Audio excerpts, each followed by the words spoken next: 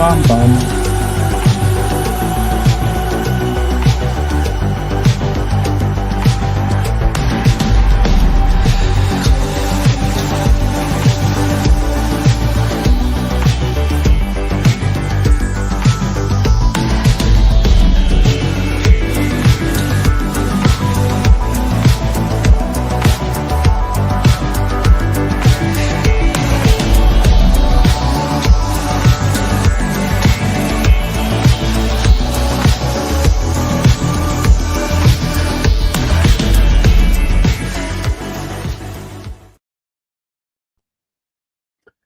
Big up, Edward. Big up, people in the chat, too. I just saw Edward's name pop up. And big up to those that are with us today that will be joining us later on, or maybe if you're watching this on the replay, big up to each and every one of you, each and every time, especially if you are red out there, even more so, emphasis behind that. And today is going to the question marks to Liverpool, because it's just so many names out there, so many people, so many players that are supposed to be possibly coming to Liverpool and just don't know if it's accurate or not. Big up John Conway. Big up my red. Good to see you. Hope that you're well. Always a pleasure to see you when you do us the pleasure of dropping in. So I hope that you're well. And we are also going to be, talking about some upcoming shows I have on the dockets. There's a lot of shows. I have a bunch of transfer shows, a bunch of shows dealing with like some tactical breakdowns. I have some shows that are going to handle, just that, what you're asking, the VVD and Mohamed Salah and even Trent Alexander-Arnold question that's out there. I'm not an ITK, but I do a lot of reading, so I do keep up in that regard. So going to do that, and big up for all those that are watching along. And it's going to be an interesting ride, because I do also even have we get closer and closer to that Merseyside derby. I have like a little bit of introspection on that, and introspection on our games. Bunch of cool episodes ahead of us, even a quiz or two maybe in there too. Have a game night. We haven't had a game night in some time, but I'm looking forward to it. A little Wordle or the likes, and also just maybe some interaction with you guys. Hopefully you can get a call-in show and get some interaction, get some people to hop in front of the mic and the camera and say what they want to say as in opinions, as they whatever they have going on. But this episode is primarily too about one particular player to start it off with, and that is a player that's been really on the tips of a lot of people's tongues when they've been speaking, and that is Alexander Isak. He is a player that is a coveted player right now. We did unfortunately got to see him play against us in our recent final, our Carabao Cup final that we were unsuccessful in. And he was rather successful in. Again, you'll have to check out the breakdown that I'm going to do later on this week, coming up next week. But he's a very, very excellent player. Very excellent player. He's been definitely tearing it up in the Premier League. He's got a 60% conversion rate on big chances. I mean, that's certainly ice cold. And he's definitely got a lot of different aspirations as to why you would possibly want to get a player like him involved in your team. Let's just be honest. We got a friend in the house. Got a friend, a fellow Red. I'm bringing in JK with the original avatar on his. Yeah. I'm getting back to the old school. Going back to the old school. How you doing? Yeah. How you doing? How you doing? Red Armchair supporter too, by the way. How you doing today, though, JK? Oh, good, bro. How you doing? Pretty decent. Just dealing with what we need to deal with, I guess you could say, because there's been a lot of different. Oh man, it's been a lot of different takes out there as to what's going on with our team, what's going on with our club in general, what's going on with certain players. And then like, you know, and then sometimes you get involved in conversations.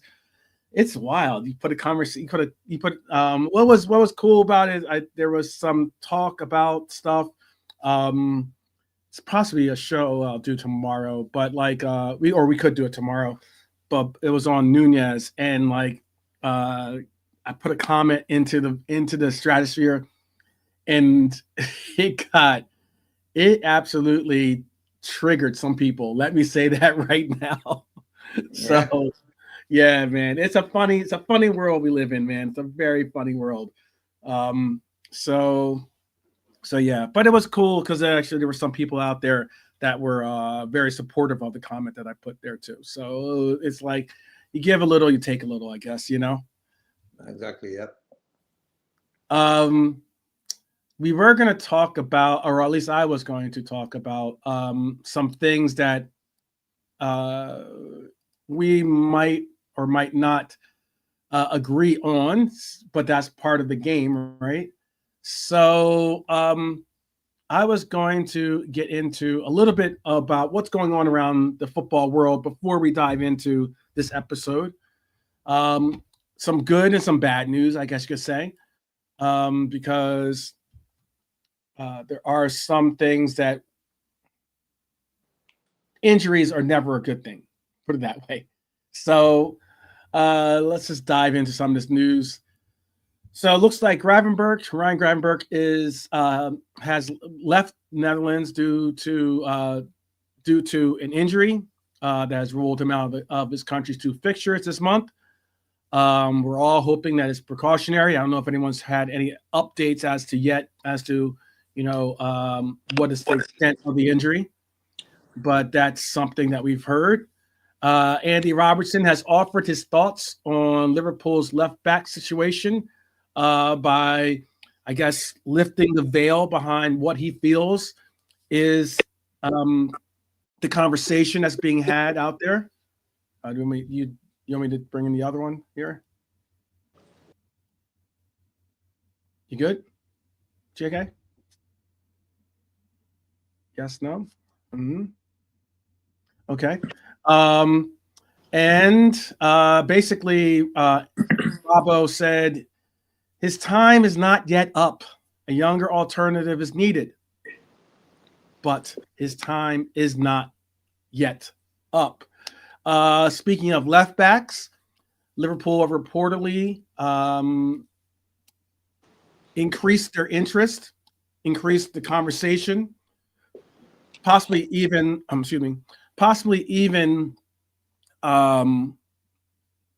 proceeded in finalizing, not finalizing, but getting close to finalizing a move for Bournemouth's Milos Kerkez with a £40 million switch on the dockets. Let's see. Big up to or no, before I even get the big up, because I want to end on a positive as opposed to a negative. Or it doesn't matter though. Jamie Carragher has a new Mo Salah contract worry that he's putting out there in the stratosphere, and he's trying, and it is something that is a little bit tiresome to hear. I get it, because they're players that we just want to see them get the job done, get the signature, get it on. Let's move on. Period. I would like to say though that there are 23 players that have been named in the squad for Liverpool's Legends game versus Chelsea on Saturday afternoon, which is going to include Steven Gerrard and Peter Crouch. Let me see. There was another note that I wanted to make sure. Let me see if I can find my other note. There is some pretty cool news too. Here, let me just look it up here for you, because there's actually a player that possibly many of us did not expect to play. Let me just pull this up. But and while I do that, I'll say the last bit of actual news that I have is big up. The big up that I was going to talk about is to Wataru Endo, as he has led Japan to the 2026 World Cup, with this country being the first nation to qualify. Congratulations, Wataru. Congratulations, Endo. Yes. Any thoughts about some of the stuff that we said or the stuff that's going on? JK? Yeah, I'm just like Gravenberch has come back, Alisson's come back, Endo's sort of qualified, so that's good. I would have played Endo in the Newcastle game. Still. Yeah. The interesting part that I wanted to include about that Legends game versus Chelsea on Saturday afternoon. Interestingly, the squad also includes Natasha Dowie. She's a trailblazer in the women's game. And she will make history by doing so, to tell you the truth. She is certainly a woman's Liverpool legend, but Liverpool legend all the same. And what makes it really groundbreaking is that she becomes the first woman to compete with the men in the Liverpool Legends game. Very, very interesting situation for her. But she's certainly a well-regarded ambassador for the club, and she has done some very notable accomplishments in her career. So big up to her. She'll be joining, obviously, Sammy Hippia. She'll be joining Peter Crouch, as I announced earlier. She'll be joining Martin Skirtle. Stevie G will be there too. It'll be a fun time, especially with Sir Kenny being the managing manager for this side of Legends. So pretty exciting. I don't know if you heard of the whole team that's going to be a part of it, but it is a pretty exciting mission.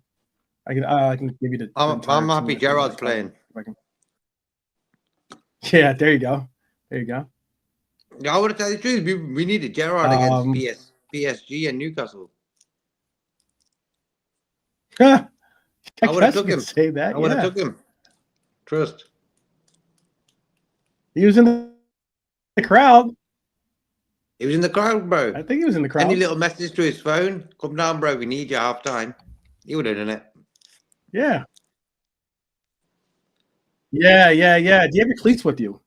Yeah, that kind of thing. That'd be good. I'm going to include. Here's the list of players that's going to be in that Legends game. I'm going to put that in there. Give me 1 second. Put all the names in here.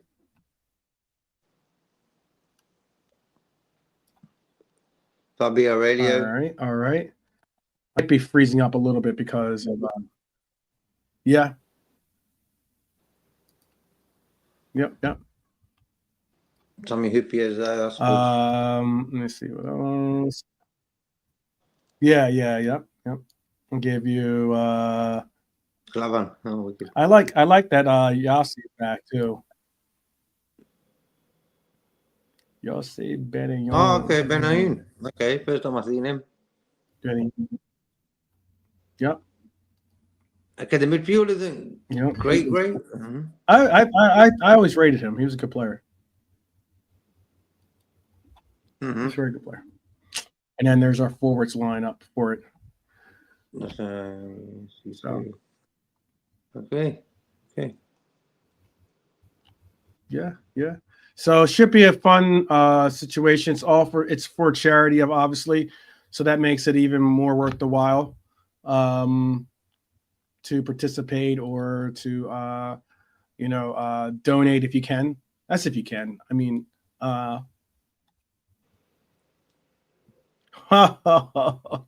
shoot on with the ray of sunshine there, brother. Come on, man.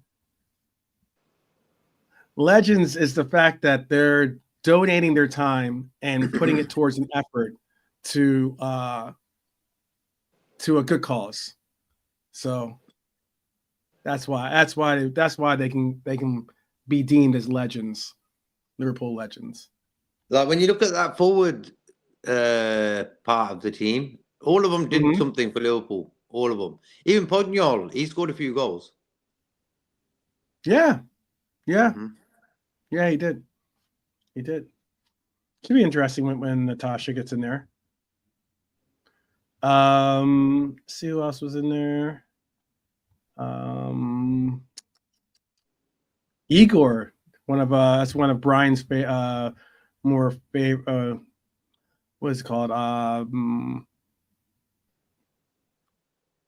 Was it think of what the word is that we used? Cult heroes. Yeah.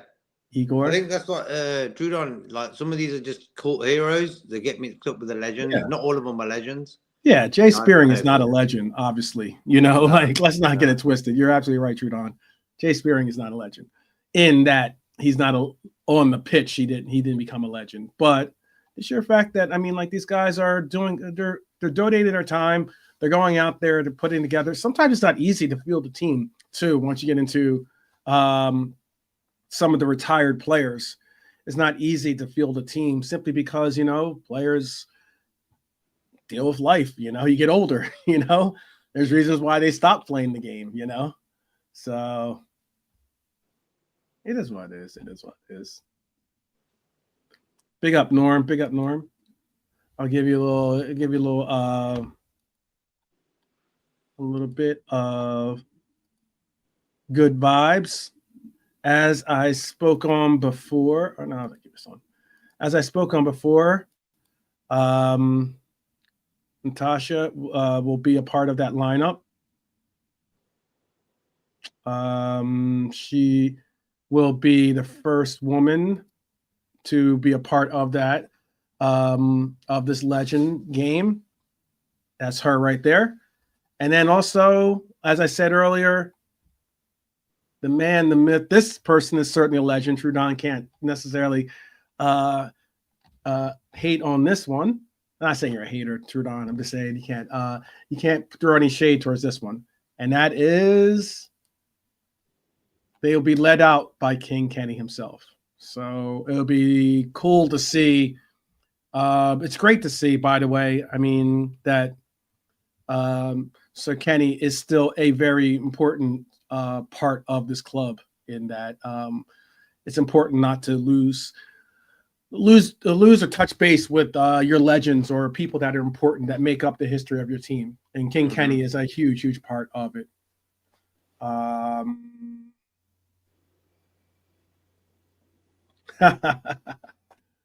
I hope that whatever you had to go to the hospital for with your family. Okay, cool. I'm glad to hear that your wife's fine. Good to hear. I was just about to say that. Wish our best wishes from us guys. Yeah. Yeah, absolutely. King Kenny versus the Egyptian King Salah. Yeah, there you go. The Last King of Scotland, right? That's a movie, at least. I know. That's the only reason why I said it like that. All right. Well, there was what we were talking about earlier, which was there's a lot of things going on in the football world, and a lot of things, meaning like where and how and what we really think is going to be, I'm trying to think of the best way to even put it, like what we actually think is going to be the structure of our team, how we're going to look at when it comes to different players being a part of it. whether certain players are going to go, whether certain players are going to stay. There's some real questions that need to be, I guess, asked and answered by this club, and it's going to be interesting. We have there's those that have said that we've hit a wall, meaning like as in we've kind of like spun our wheels, and the rubber is going off the tires a little bit. It's a good question. Quickly. I'll answer this too. For you, who would you prefer? Hato, probably. Okay. He got the red card yesterday. Mm-hmm. But he is a talented player though. Why would you pick him over Kerkez? I don't know what it is about Kerkez. I haven't really clicked with him yet. I don't really like buying it from the Premiership, even though it's a good thing sometimes because the players got experience there. Yeah. Hato for me. I just feel he can play centre back as well. Kerkez he's only come on the scene this season as well, hasn't he? So, but we'll see about them too. Okay.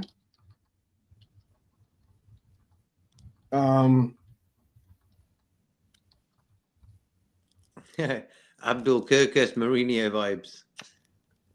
Moreno, sorry, vibes. Yeah.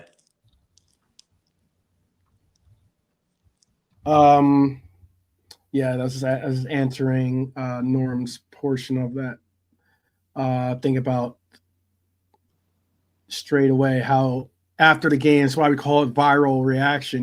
Like it's because like that's what it is. When you're after the game, you're hot, you're bothered, or you're all into into your feelings. You just let it all loose. But then that next day is usually the day that you can kind of like take a breath and like move on or possibly even analyze the situation a little bit better. Yeah, it's good to watch the game 2 times. I watched the Newcastle. I don't really watch defeats, and that we don't really get too many anyway. So like we've been pretty good at that, Liverpool, in my life. We don't really lose a lot of games, so I end up watching the games again. And when you watch it the second time, it just gives you a bit of clarification of this, that, and the other and stuff. When I first watched the Newcastle game, I was a bit like, we played this. But when I really watched the game, we should have and could have done more. I just feel it was there. I think we didn't really sort of look. Pope was running out the box any chance he could because why? He was bored, bro. Pope came running out of his box a few times to like get the ball and stuff like that. So he was thinking this is boring, So I think that, bro. Well, this segment is. This show was initially supposed to be about like transfers and this and that, but I'm gonna do what we call a curveball here, and that is there was a show on. I know. Don't tell me, people. I understand. Do not watch Talk Sport if you can help it. I understand that it's better for your health. The whole 9, your mental fortitude, the whole 9 and all that. But I did catch a couple of clips on actual YouTube, and what it was for one of the episodes or one of the segments I did see was, they tried to dive into a possible 11. Again, a possible 11 without BVD, without Mohamed Salah, and without Trent Alexander-Arnold. Now, this is a multiverse version of it, okay? For those Marvel fans out there. This is a multiverse version of it. This is something just to say, this is not me saying this is going to happen. This is not saying that we're going to lose all three or we're going to lose one, two, or if all three. This is just a multiverse, version of it. Okay. And I'm going to first let me show you exactly what Talk Sport put together. Okay. And then we're going to play along together, try to do this our own little transfer shockwave kind of thing going on. All right. So let me show you. Let me see if how I can do this. Okay. So this was the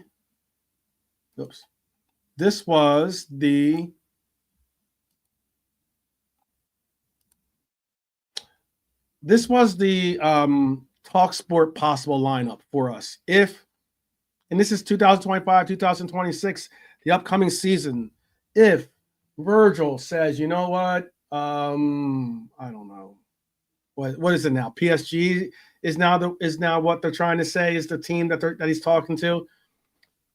As Virgil said, if someone tells you that his mind is made up or it's a done deal, that he's going here or going there, they're lying. So that is what it is. But again, this is a multiverse version of this. This is a different parallel dimension in that we don't have Virgil, we don't have Trent, and we don't have our Egyptian king Mohamed Salah. This was the lineup that they went with. One, let's just rip the Band-Aid off right now. One, in the chat, you can put a thumbs up or a thumbs down, a Y for yes, a yay, or Y for yay, an N for nay. Would you be happy if this was our starting lineup? 2025, 2026. Would you be happy? Big up Jimmy, by the way, and big up Alexander as well. And big up. I think I just saw someone else pop in. Oh, yes. One of our Red Jewels is in the house. Miss Southward, pleasure, as always. Lady Southward, I should say. Yes. Would you be okay with it? It's a firm no by Norm. Okay, I got you, Norm. For me as well. JK, I'm waiting to see if anyone else in the chat has an opinion on it. But yeah, they've got Ali in goal, Kerkez on the left, Gehi in for what would be obviously Virgil's absence. Kanat Ibu being re-signed. Bradley obviously in for Trent Alexander-Arnold. Then we have our midfield, same midfield that we have this currently, which is Grav, Maka, and Szoboszlai. Then on the wings, we have Cody, and we've moved Diaz over to the right side, and we have Isak as our starting forward. Now, I don't know why they took the liberty of replacing Kerkez and Isak when this is supposed to be just about the three players leaving. But but all the same, and I know Ibu might go too. We get it, bonkers, we get it. But this is just saying that ideally those three players that are in the major headlines happen to leave, and this is what Talk Sport came up with as being their lineup that they would expect to see if that were to happen. I'm just asking, would you be okay with this lineup? Would this lineup please you? Would you be excited about the upcoming year if this was the starting 11 for us? I already got a firm no from Norm. I'm trying to see if anyone else gave an answer. I don't think anyone else did just yet. Maybe maybe they're trying to let it sink in a little bit, JK. Yeah. No, bro, I'm gay for me as well, same as Norman. Not for me. Falls down too much. Good little player, don't get me wrong, but for me, not Liverpool level. Kerkez, not for me as well. Okay. Big up Ian, by the way. Big up Ian. Good to see you. Oh, bless you, Ian. Long time no see. Very cool. Isak, can't really see it happening. And I'm not sure if he'll get his goals, but will he behave the Liverpool way, the way we want him to play? I don't think so. But I'm not really happy with that team. Not great for me. Okay. I see Abdul. Abdul says this team will finish top 4, but not champions. But they're not champions level. Okay. I like Kluivert as well. I like Kluivert from Bournemouth. Okay. I've been watching him. I got him in my fantasy team as well. And he set up Gapco yesterday, actually, I think. Okay. Yeah, I think he did set up Gapco, yeah. He's come on. Like, he had his dad's name as a burden. And we were thinking, like, how good is this guy? You know, he's playing at Bournemouth, you know what I mean? Not a top team and stuff. Right. Who got the goal, by the way, Rodon? Lewis Skelly. Okay, cool. 1-0, by the way. England's up 1-0.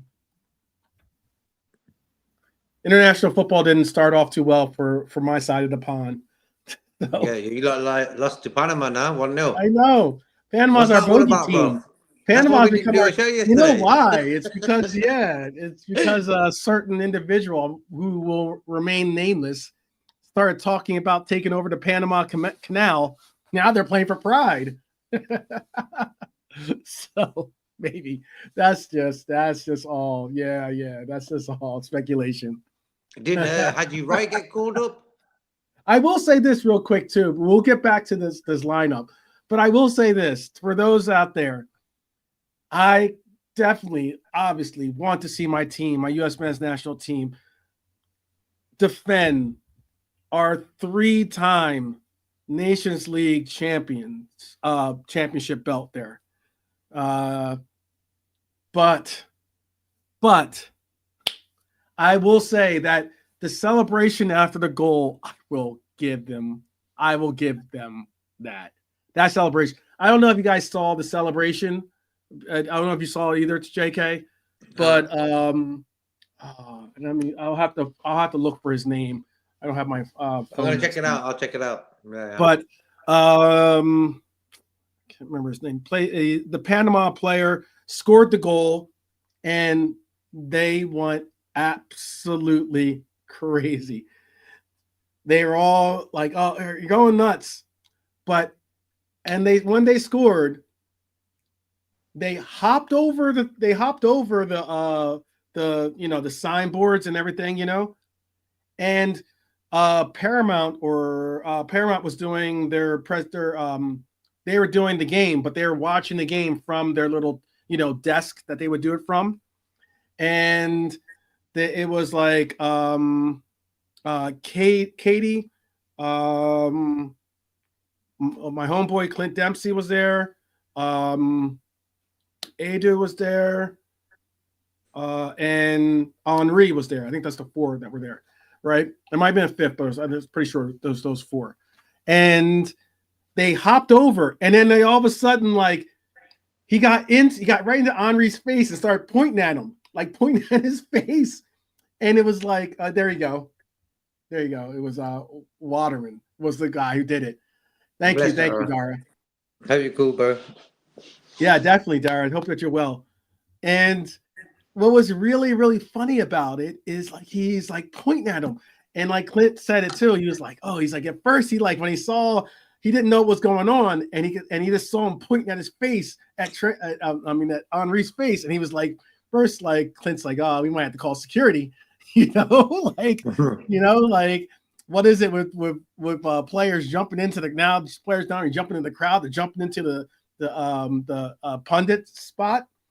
And what was funny about it is he was saying like, I don't know what it was in Spanish. Unfortunately, Henri speaks or understands Spanish enough that he could understand. He was saying, "You're my idol." He's like, "You're my idol." Like, corazon, like much corazon, like as in, he was like "You're my idol." And then like he hugged him and like gave him a kiss. And he was just like And even Henri said he's like, that's possibly one of the best, most craziest but best reactions to a goal that he's ever been. He's like, he wasn't even a part of it. He was like, wasn't like something that he wasn't a part of on the field. All of a sudden, it brought him back. As he said, and it was cool. That part was cool. That part was cool. But we got a testy little matchup against the American-led Canucks.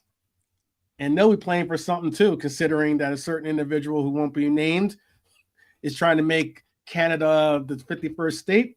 So they'll be playing for something too, I'm sure. So, so we'll see. We'll see. Dara thinks the keeper should have done better. Okay, I got you.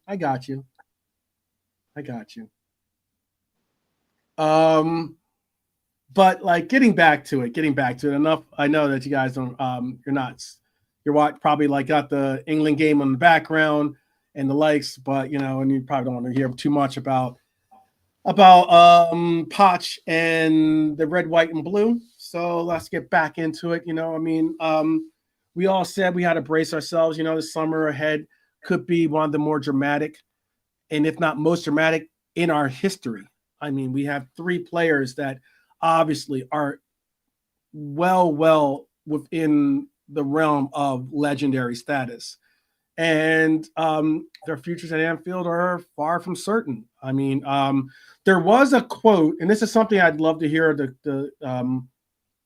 what everyone would like to say too. We'll get into that, Norm. I'll be sure to. Yeah, there are certain plays. To be honest with you, I get the keeper should have made a better save, but you know what? Our gameplay in that game was hampered because a certain left back, we're talking about left backs, a certain left back for a U.S. men's national team was not available, and that was obviously Jedi Robinson was not available. That made a difference. He's one of our best players, and he makes a difference. And Sergino Dest is also a difference maker for us too. When we have Dest and Robinson, I would argue that we in the world too, possibly we have 2 of the best fullbacks that can compete out there. But again, getting back to this, we're talking about Trent, we're talking about Salah, we're talking about Virgil. We all know that there was a quote by club legend Robbie Fowler, who was on again on TalkSport. He was talking about a north versus south game, which was obviously something that people laughed about initially when it was brought up by Todd Bowley, but now it looks like it's going to be an actual. It could actually be a possible. It's not possible, but it's going to be an actual game in England, but he suggested that keeping all 3 is unlikely. He even went as far as to say, I believe, that he doesn't think that we will keep all 3, or all 3 will go possibly. And that's what got me into thinking like, oh, well, let's just see and how you guys are feeling about this, with the uncertainty looming, about the squad, who's going to take the reins, who steps up, who steps into these roles, and what signings might Arne Slot push for in this future summer transfer window. So let's just break it all down for you guys. Yeah, I know. Don't use up punch wins. I got you. So goalkeeper. Let's just go from it like position by position. Okay. Goalkeeper. Between the sticks, there's no doubt Ali remains our number 1. Let's not get it twisted. He is the best goalkeeper in the world, and he is certainly our number 1. The Brazilian shot stopper has been instrumental in our success and is expected to stay because he's made a concerted effort to put out there that he would be more interested to see out his entire contract rather than push for a exit from the team. However, Liverpool have secured the signature of Georgi Mamardashvili from Valencia, which is obviously an obvious signal that the club is looking towards the future. I'll ask you this. Could this be the first sign of an evolving squad under Arne Slot? Is it that Kelleher will leave and Mamardashvili will become our number 2 and our number 2 keeper? That's what it looks like for me. Okay. Like, you can't be number 1. Yeah, it looks like that. I think the way it is, maybe Keller wants to start games more. And I think the way Alisson's been injured and stuff, he's had a lot of game time. So he's ready to give that up to be in a team that will probably be fighting for relegation, maybe, or mid-table, whatever, you know. West Ham, Palace, maybe that type of team. Even though I think he's probably better, he's a good goalie. I look to just keep both of these guys we've got now. And that goalkeeper signing was a weird one, out of the blue. Did we need him? No, we didn't. Right. I mean, he was he was possibly the best goalkeeper, or was regarded as being one of the best goalkeepers in the Euros. Yeah, he played well. Played really well. They're probably just thinking about the future, aren't they? One of them type of signings. Get him in. Maybe if Keller ends up staying another season, then they might send him on loan again another season. You know, I'm not sure how well he's done at. I think Valencia, is it? So I'm not really sure. I haven't been watching them or looking at him. You know, really. Even though he's one of our players, man. Yep. I put my answer in the chat for you, Kevin. It's not that I want to see any of these players go. Once again, let me emphasize that. I want to see all, you know me. I mean, it's obvious. My answer would be I'd re-sign all 3 of them. But yeah.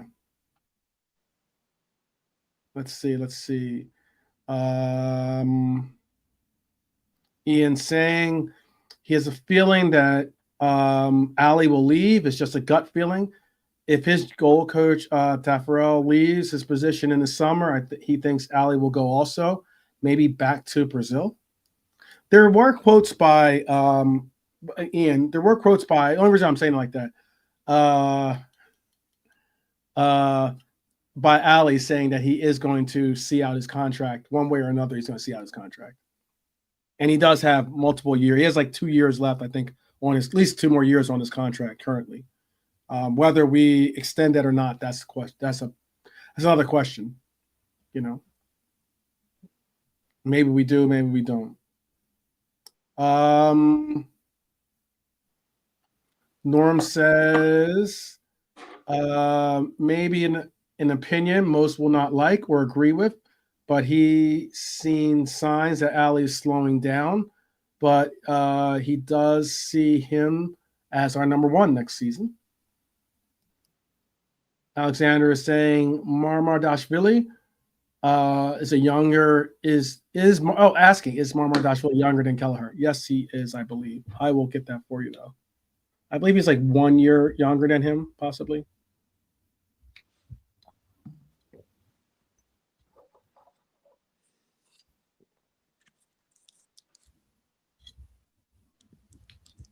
He's 24. And Kelleher is 25. No, Kelleher's 26, I believe. Yeah, Kelleher's 26. So he's 2 years younger than him. Okay. No. Ndara's doing some troll action with the Waterman stuff. Well, here, I'm going to keep a running tally then. So, Kelleher out.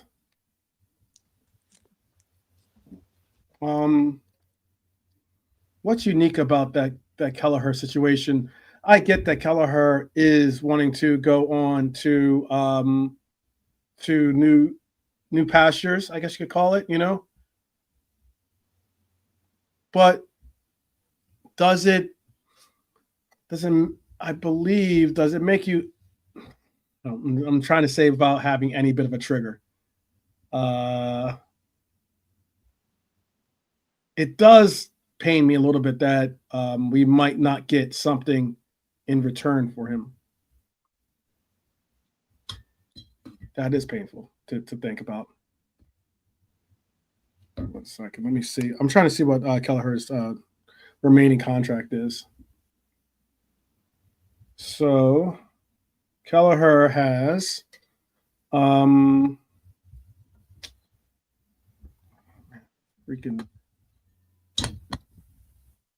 they just do not care.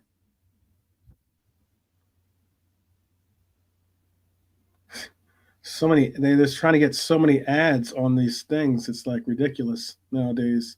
Oh, ads have taken over the world. Oh my, it's like, oh, it's too much. You can't even see the webpage. I'm trying to look at the webpage, and it's like ad, pop up. I'm like, and they turn the volume up on adverts on the radio. So you'll be listening to a song, and next second a woman shouting down the thingy, "You need this new shampoo because your head's itching." And you're like, come on. So Kelleher has 2 years left on his contract.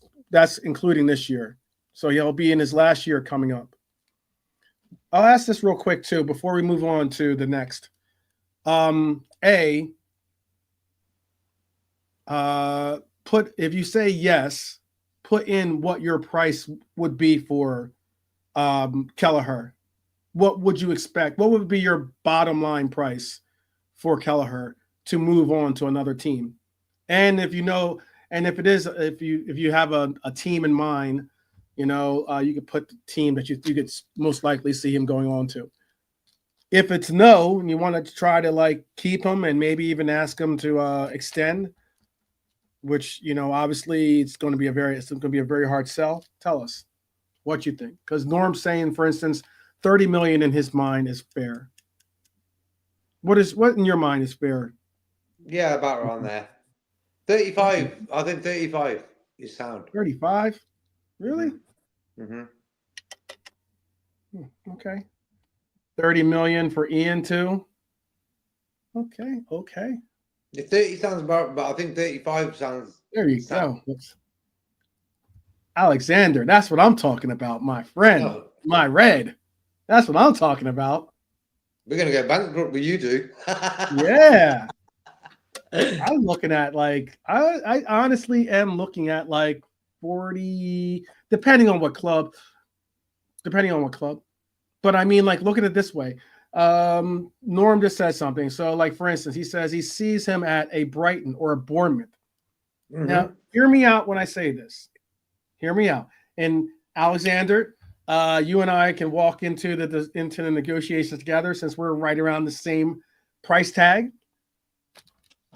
That was gone up on you guys. That was such that 50. I want 67.25. Yeah, right. 67.25. All right. Maybe that's euros or something. Maybe he's thinking euros or something, or maybe he's got it already converted to English to American dollars. To American dollars. Yeah. Let's just say it like this. All right. So there are a couple players. There's a couple players from Bournemouth that definitely have been in the conversation, right? And if you go farther with that thought, if we sell them to Chelsea, if we sell them to Chelsea, whatever they pay for Kepa is what they'll pay for Kelleher, in my mind. Why? Because his name begins with K. There you go. If it's K, we're paying big money. You gotta be paying big money for it. But oh my goodness. But what I was going to say is, so Kerkez, for instance, is a player that we're interested in. He's still got 4 years left on his deal.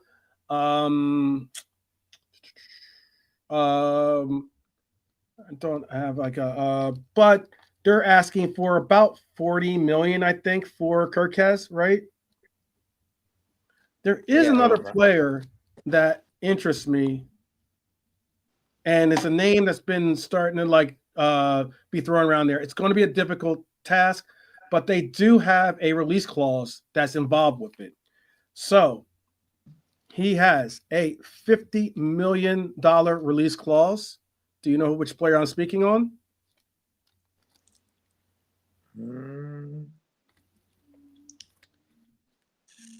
Sorry about putting that pen in your faces, guys. I'll bring that down. He is the center half player. His name, what? No. The guy Hussein? Insapi? Hussein. He's Spanish. Oh, the guy from yeah. Okay. $50 million release clause. Exactly, Red Armchair Supporter. $50 million release clause. We're going to spend the $40 million. Okay, cool. How about we give you Kelleher plus $40 million? Done and done. Kelleher becomes your starting keeper, which he would be. Kelleher would be their starting keeper. Mm-hmm. So you get a starting keeper, a young, talented 26-year-old with experience, with Prem experience, with Premier League experience. You get $40 million. You get $40 million, or maybe you just say, you know what? If you want to make it even more in your favor because you don't want to give up that player. He's a 6-year deal, the whole 9, blah, blah, blah. Maybe you say, we're going to give you Kelleher and the $50 million. Here's the $50 million for the buyout clause for Dean. Call it good. That's the little incentive of what you're saying. By keeping a value of 45, 50 million for Kelleher, you're saying, cool, we're going to take Kerkez, we'll take Hussein, and are you with me on that or not? Chat, I think they're not going to be willing to let two of their, because defensively they've been sound this season. They've had a good season as well. And it's down to that defense. And I don't think they're fans and they will be happy to let two of them go, guys, come to us, let's start. Just for that. Well, one, the release clause is they don't have a say really in the release clause. He has a $50 million release clause. That's why I'm saying we triggered the release clause. It sucks because we got to pay the $50 million up front, and then we can't pay it in payment in installments. But we dropped the $50 million on him, and then Kerkez comes over along with the deal, but also technically along with the deal, however you want to look at it. But I mean, because it could be separate. You could just say, "Oh, we'll do a Kelleher for Kerkez swap deal, and we'll do $50 million also for the defensive the center half." Does that entice anyone in the chat? Are you sold on that defender though? That centre back? I'm sold on him being a future prospect. Okay, I'm not sold on him becoming.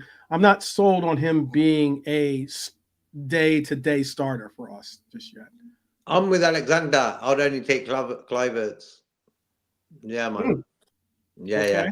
I like him, man. He's a little player, bro. I've watched him play a lot recently. Good little player, man. I'll be willing to take him. Little workhorse in the middle of the park, man. And he's just started, really. The other guys, like for me, Kerkez's name. He has turned up. He has like his ability, or not his ability. What I'm looking for, the word I'm looking for, like as, and he has started to make a difference in his play for sure. Potential of the name is sort of fulfilling and getting games won and stuff. Norm saying he's become less convinced on Kerkez, great crosser, but he doesn't think he is mobile enough. As you said, Alexander is only in for Kluivert. Kevin is saying Hussein and Semenyo and Kerkez one stop shop for cherries. Turn TV off. Okay. Bournemouth could become Liverpool's new Southampton, says Edward. It's all on the south coast. They're not so far from each other. Yeah. I just thought that'd be an interesting connection. Kerkez is apparently interested. I mean, hey, Damis Basalai is one of our best agents, apparently, in possibly persuading him to join the team because they're best of friends. At the end of the day, bro, these guys should be feeling privileged to play for us. Like, we don't really need them, if you understand my point of view. Mm-hmm. And they should be like, well, I only want to go to Liverpool. I don't want to play for Bournemouth no more. Mm-hmm. So for me, we don't really have to ask nicely any player to come and join us. I got you. Yeah, I like that sort of attitude when it comes to transfers. We shouldn't be begging no player to come to us. If you want to play for us, come. If you don't, do one. I'm trying to see what the player he's looking at. He's asking about Zabarni. Weren't you in How I Met Your Mother? Yeah. There you go. There you go. The South African version. Zebani. Oh, French. Zabarni. Is he? I don't see as a. Oh, okay. I see. You're talking about the Ukrainian player. He's from Ukraine, I believe. Double check. Yeah, he's from Ukraine. Starter. He starts for him too. Interesting. On 50K. I mean, you look at it, those players wouldn't be difficult to sign those kinds of players in that they're not making astronomical fees. Kerkez is currently on 30,000 a week. And so is Husan. Zabarni Rubble. Yes, Zabarni Rubble. Yeah, there you go. Zabarni Rubble. This is why I even suggested it, by the way. Because it is something. He is a big guy. 6'6". Is one of the best when it comes to aerial duels in the Premier League currently. And also Real Madrid. When a player suddenly piques the interest of a Real Madrid, you've got to figure what is it about that player? You know what I mean?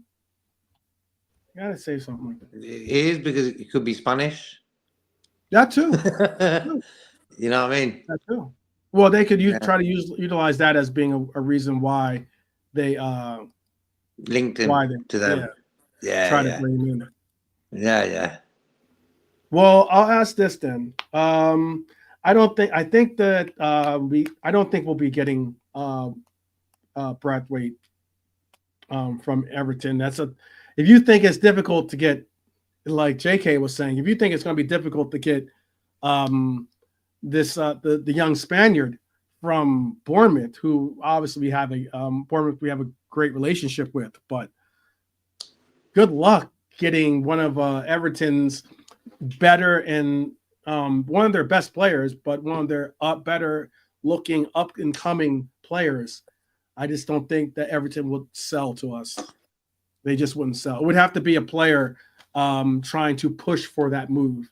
And even if that player was to push for that move, he knows it would be certainly a PR disaster. In the old days, it would have worked. Why? Because there's no social media. Do that today, bro. There would be war on social media between the Everton and Liverpool fans. Yeah, madness. Yeah. Everton wouldn't sell us a hot dog. Yeah, exactly. Yeah. But for me, he's a good little player, though, Braithwaite. He's not bad. Well, if we're going to be talking about Braithwaite, we're going to be talking about Hassan. let's just get into the defensive rebuild then, or defensive reinforcement. Let's not even call it a rebuild. Rebuild makes it sound like you're starting from ground zero. Reinforcement, because I mean, like, it's not like our defense is some, like, you know, thrift line store type thing. So let's start with the back line. Obviously, we just spoke on Virgil van Dijk possibly not being the anchor and the captain of this team next year, in this multiverse version of it at least, and it's troubling to hear. But with Virgil van Dijk openly admitting he has, quote unquote, no idea about his future, Liverpool has to prepare for a future possibly without our captain. And this is what I mean, people. I am not by any means, I got to keep repeating this because I want to make sure, just in case you're tuning in late or, you know, or someone's trying to get me clipped up, I got to make sure that you understand I am not in any way suggesting that I would like to see any of these three not get re-signed or any of these three not be a part of the club going forward. More so, I want to see them a part of our future. But this is a multiverse version, and this is also a you know, it's like a Black Mirror. This is like the Black Mirror version of Liverpool 12th Man show here today. You know what, too, by the way, this is something. This is something, Ian, and I agree. I agree. I don't think he's ready to do it just yet. I think he's got at least another 2 years in him, maybe 3, but at least another 2. But the reason why I say that is this. Virgil van Dijk loves America. Loves the lifestyle, loves the, you know, loves being able to, for him at least, especially for him, he loves the fact that he can walk the streets of Los Angeles probably and not be automatically recognized and, you know, swamped by people asking for autographs and the likes. Can, you know, go to probably he looks like a model, bro. He's gonna get enough attention. Him, can you imagine him walking the streets, bro? He's a smart looking guy, bro. Everyone will be looking at him. He has that energy, you know what I'm saying? Unless he wears a hoodie, sunglasses, and drives a Ford. He'll be all right then. There you go. Maybe that's what he's gonna do. Maybe that's what he's gonna do. Maybe he's gonna move to Wyoming, you know, wear a cowboy hat, drive Nebraska, you know, drive an F-150 or something.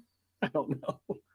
But why I'm saying that is that there is talks out there in the rumor world that Virgil van Dijk would like to play alongside, not alongside, but on the pitch. He would like to play at some point with one of his best friends. Another person has an initial nickname, and that is KDB. So you could possibly see a Virgil and a KDB playing for, you know, LAFC. Let me tell you this. Virgil and I will have to have a talk if he plays for NYCFC, you know, which is obviously the Manchester City team here in the MLS. But yeah, I could see him doing that. I could see him doing something like that, to be honest with you. In his future. I'm not saying it's immediate. But for that matter, let's just get down to it. Who are possible players in this multiverse that you could see being a substitute for that day? I mean, one name obviously leading the rumor mill is Crystal Palace's Mark Gahey. I brought that up on the Talk Sport. Reports suggest Liverpool was ahead of Chelsea and Newcastle in the race to sign the England international, who could become the next pillar in the Reds' defensive makeup alongside, obviously, Ibu. Meanwhile, on the left side, you could, you could see something like happen. You might see something happen on the right. But before we go into those situations, and I know there's some even saying that Ibu could leave, possibly, because I know PSG is a team looking at possibly securing his talents. Who would you feel comfortable in that role? If it's a no to Guéhi, cool. I'm not suggesting, nor am I sold on Guéhi. But I'm asking you, who is the player that we need to bring in? Because unless some of you are thinking, I don't know, we're okay if we relied on Joey G maybe, or we're okay if we rely on Ibu and having Kwanzaa as our center back pair. But I'm asking, who is that player that you could see or would want to see in that role? Who's the player for you, JK?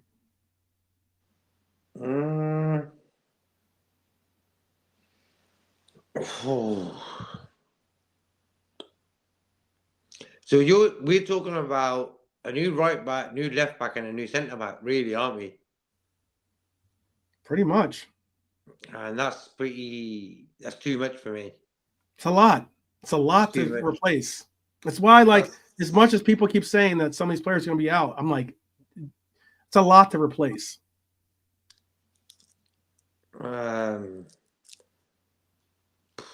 That's why, for me, they've got to really work hard on Virgil. He's very important. If you got him at the back with Kanate, then you're sort of sound. Left back, Kerkez is the front runner, I would say. I like the guy at Fulham, the American guy. I think he's good. I'm going to look up this player too, by the way, for Ian. Yeah, he played all right against us, that Lille. Maybe he overplayed it sometimes, their defender, the one Ian's talking about. But on the ball, very good. Very good.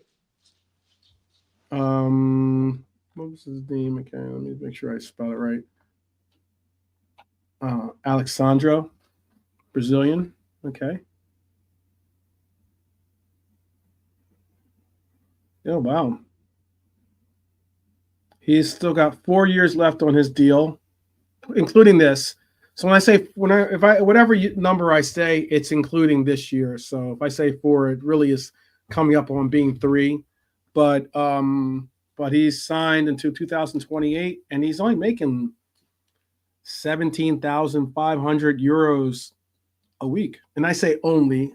I mean, we a lot of us would only dream of making close to 20,000 euros a week. But yeah, not bad. Not bad number. Seems feasible.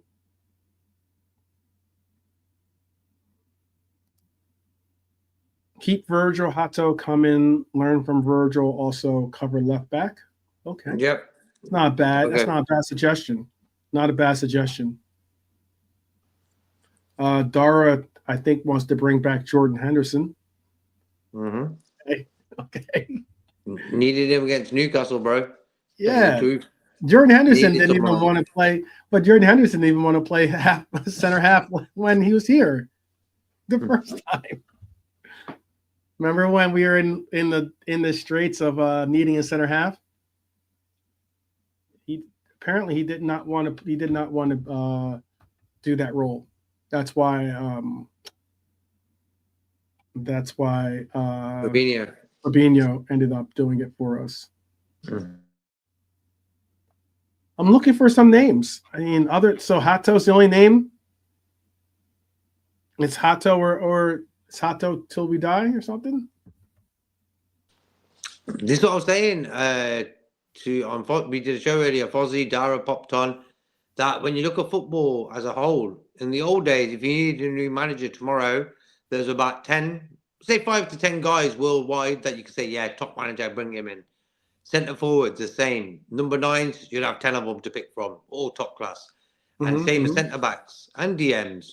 Bro, where are they all gone? Where are these guys who are world class or top class, who are good enough to play for Liverpool? You know, a guy at Bournemouth, Kerkez and Hudson, getting talked about like they've been playing it for AC Milan for 5 years and won the Champions League and the Serie A 3-4 times. You know what I mean, though, bro? It's the way football is now. A glimpse of talent, boom, they're on it. Let's put 40 million on him. Like, what are these people thinking? Yeah. What happens to Joe Gomez? That's a good question. Very good question, Alexander. Well, for me, Joe Gomez and Jota, 2 very injury-prone players, bro. I like Jota. I like Gomez. I think they're 2 top guys for us. Gomez especially, he's been with us for years. But very injury-prone, them two. Longest tenured, currently the longest tenured Red Liverpool player on this team. He's been he has been with the team the longest, longer than any other player, any other senior player. He's been with the senior team the longest. Well, you still got to talk about the left side, obviously, because that's a question in part in place where a lot of people have put in question. I mentioned the comment by Robbo earlier about how he is long from done in his mind. He think he's still got something in him that he's that he thinks is worthwhile. And on the left side, you brought up Bournemouth's Kerkez being strongly linked to a move to Anfield. But could we see a changing of the guard in Liverpool's fullback position in your mind? Do you think this is the changing of the guard? And do you just settle on Hato and just say just be that left back / like Vardiol style left back who can play center half if necessary? Is that what you're looking at, or is it someone else that you think of as being in there that could do that job? That's the question, chat. That's the real question. Yeah. And in this multiverse, Norm, that's what we're talking about. We're talking about a world where Trent decides to go. It's not a world it's not a dimension that we're looking to be a part of. But just like you said, speaking of fullbacks, Trent Alexander-Arnold's possible departure to Real Madrid will be a seismic shift in our identity. I think he was one of the most notable. He was one of the most notable misses in players not being there. I think Trent Alexander-Arnold was the most notable player being absent from the game. I think he was he's more impactful, more important than Gordon is to Newcastle. I think Trent is that much more important to us. I honestly do. And if we were to see him leave, there's now talks because let me double check too, because I think let me bring up his contract for us real quick. Because there is a certain player, obviously, that could fill the role for him. But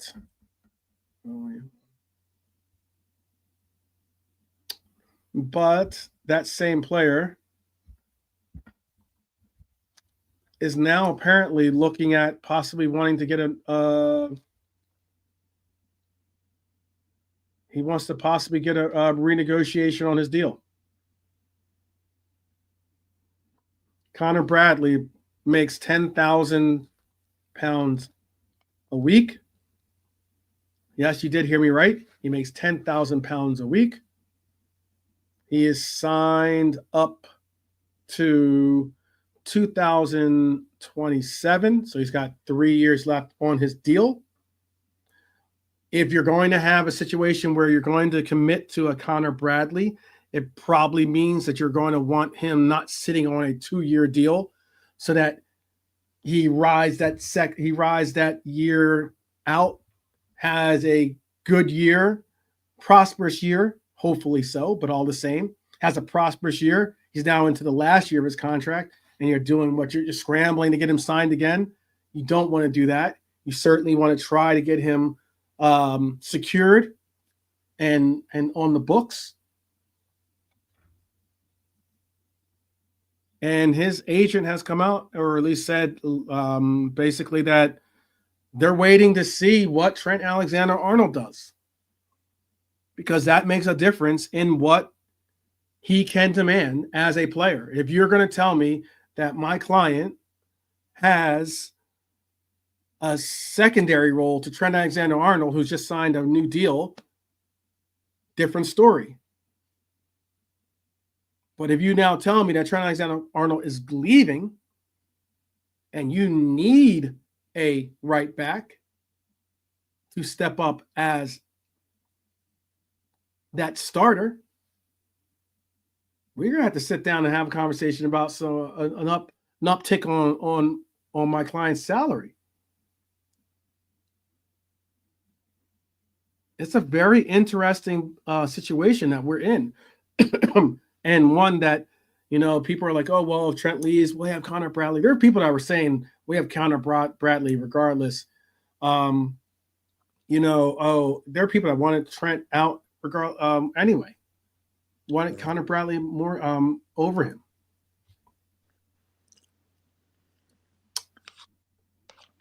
We missed Trent against Newcastle. Kevin doesn't like that. Kevin doesn't like the agent getting involved in it. Yeah, agents are too influencing on their player. What do you reckon a lot of players end up at Man United and Chelsea? Yeah. Why? Because the agents have persuaded them, that's where you go. That's where you get the big bucks. And what happens? That player's career's gone down the pan in 3 years. Ciao. Yeah. It's a question. What would your back line be? What would your back line be? Trent's gone, Virgil's gone. What's your back line going to be? Okay. Alisson in goal, Connor Bradley right back, Kanate next to him.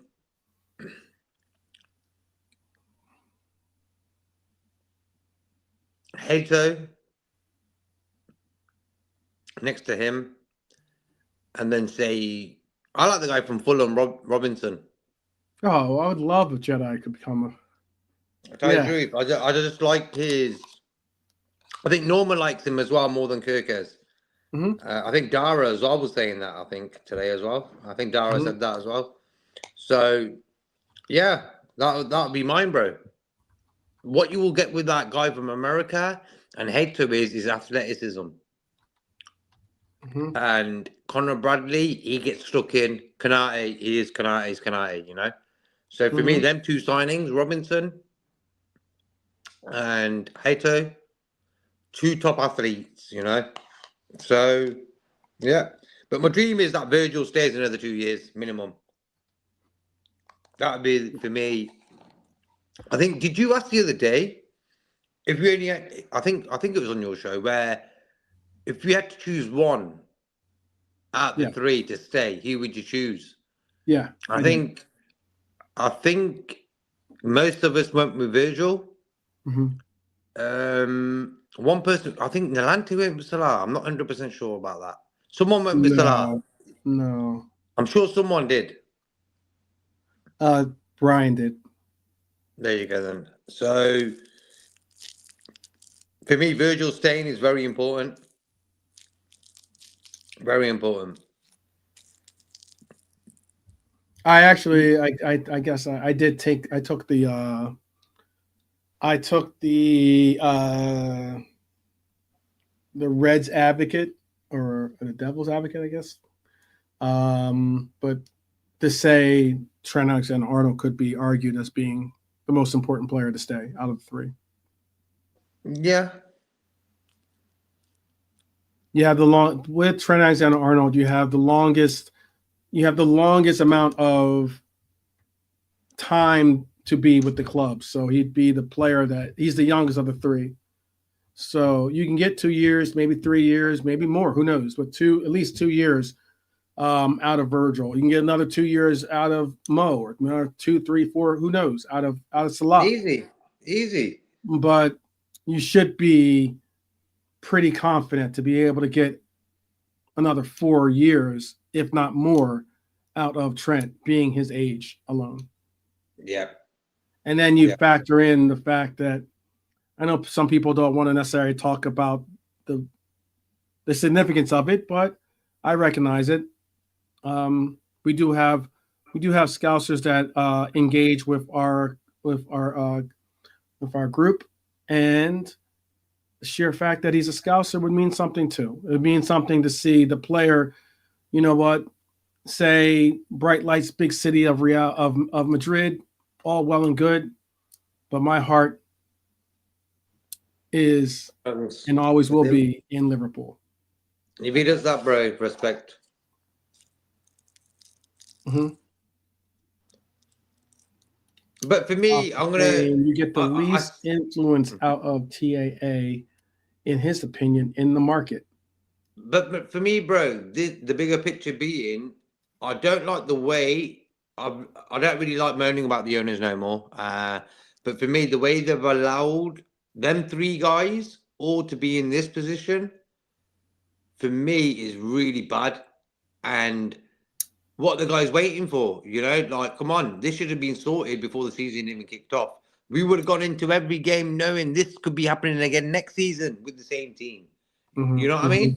Mm-hmm. Trent staying, Salah staying, Virgil staying. The energy in the club will be much, much better than what it's been in the last few months. You know what I mean, bro?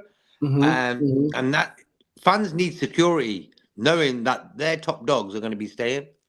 And I don't feel over the years, look how many guys FSG have allowed to leave on a free. Mm-hmm. The list is endless.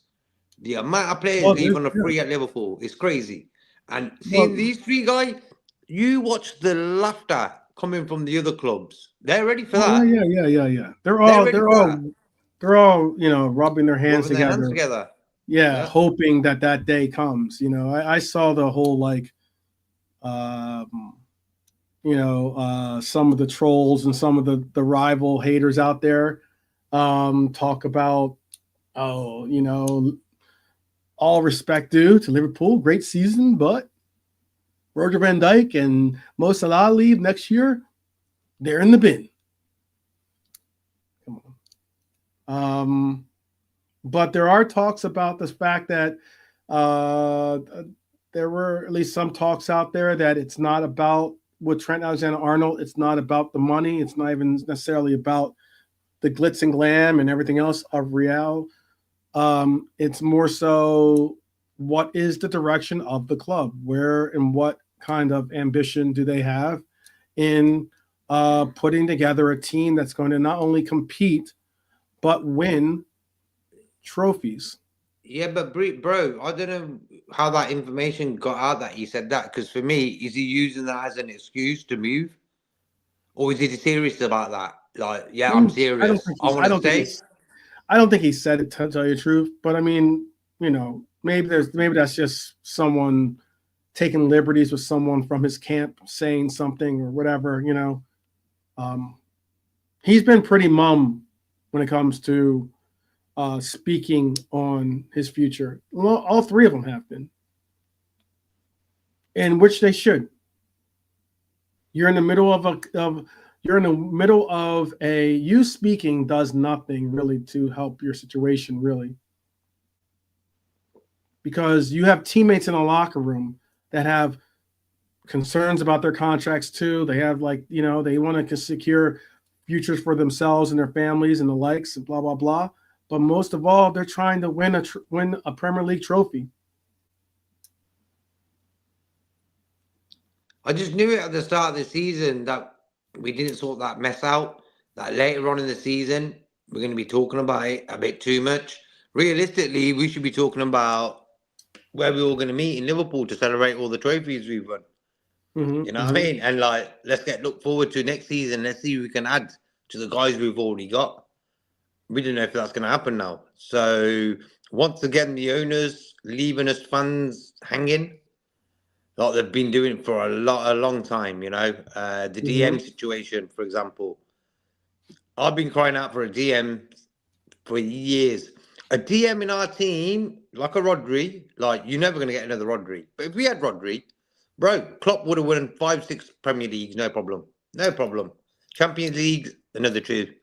Mm-hmm. It would have been big. And that's why, for me, getting Fabinho when he came in, very important. We just looked better, And that's why, for me, I was a bit worried about Gravenberch. Top season, no doubt. But he can't put a shift in there all the time. Every game, he's played every game, bro. Every minute of the Premier League season. And because he's not played regularly for the last few years at Bayern, he's not going to be used to it. Szoboszlai the same, bro. Szoboszlai's never run in his life as much as he has at Liverpool. He's not doing it. He's a flair player. So flair players like to hang around sometimes, you know what I mean? Chill and that.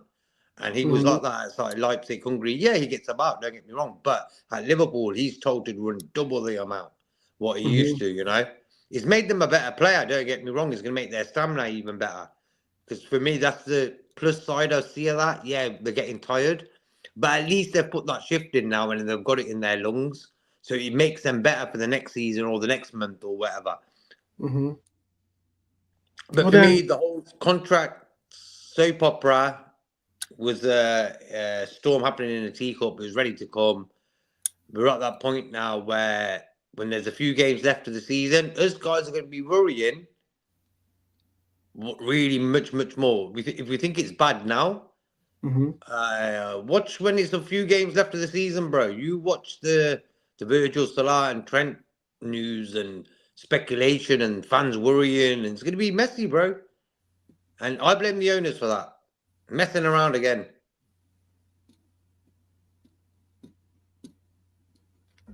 What would you say then? We have a midfield situation, possibly, because one of the reasons why people are saying that we've kind of hit the wall is because Gravenberch, Dom, Maka, they've been certainly one of the, if not the best midfield in the Premier League, but have certainly faltered a little bit or as of late. I guess it is good news in that the midfield is going to remain pretty much stable with Maka, Grav, and Dom signed for good, significant contracts. And all expected to retain their roles. That would be the heart of the team, right? And that would remain strong. That should keep us at least a little bit more optimistic. However, some squad players could be on the move. There could be Harvey Elliott maybe being moved out. Wataru Endo, if the right deal is produced, could be a player that garners interest. Slot may want to bring in reinforcements to maintain this crucial area. I'll ask you this. Chat, please answer this as unbiased as possible. I'm not going to go off on you. But would you, because I remember that I think the deal was something like, I think we paid like 14 million for him or something along those lines, right? You know how much we paid for, what we paid, 16.5 million or something like that, or 16 million? Do you know how much we paid for Endo? 16, yeah. Like 16, right? On suit guy, yeah. So let's say, and I think that they got an offer for like 14 and they didn't take it, basically, for Endo. let's say 15 million comes across the count, across the desk, excuse me. And they go, we want to sign Endo. Endo's like, hey, it's up to you. I would love to stay, but if you don't want me here, I can go too. 16.4 million pounds is what we paid for him. 15 million. Do you say to yourself, keep Endo? Or do you say, or do you take the money? I take the money because of the amount of times Slot's used Endo. Not enough for me. He should have started the Southampton game, and he should have started the Newcastle game final. He didn't get a look in, bro. Mm-hmm. He carried on playing Gravenberch, who was not ready to play a game of football. He needed to put his feet up for a month. And Endo couldn't really get a start. So for me, I'd rather sell Endo and get someone in who's going to come in and get game time when the manager says, yeah, you know what? You and Gravenberch can take it in turns or whatever it is, you know? Mm-hmm. So for me, that's why I got nothing against Endo. For friends of mine who got season tickets at Stuttgart told me he's their best player. So I had no worries about him. And for me, he's done better. Every game he's played, he's just looked better and better. So as a guy and as a professional, he's done top rate. He's done well. All right. So basically, Lee is agreeing with Norm too. He says, unless you bring in a DM, keep him and involve him more. Be nice to see.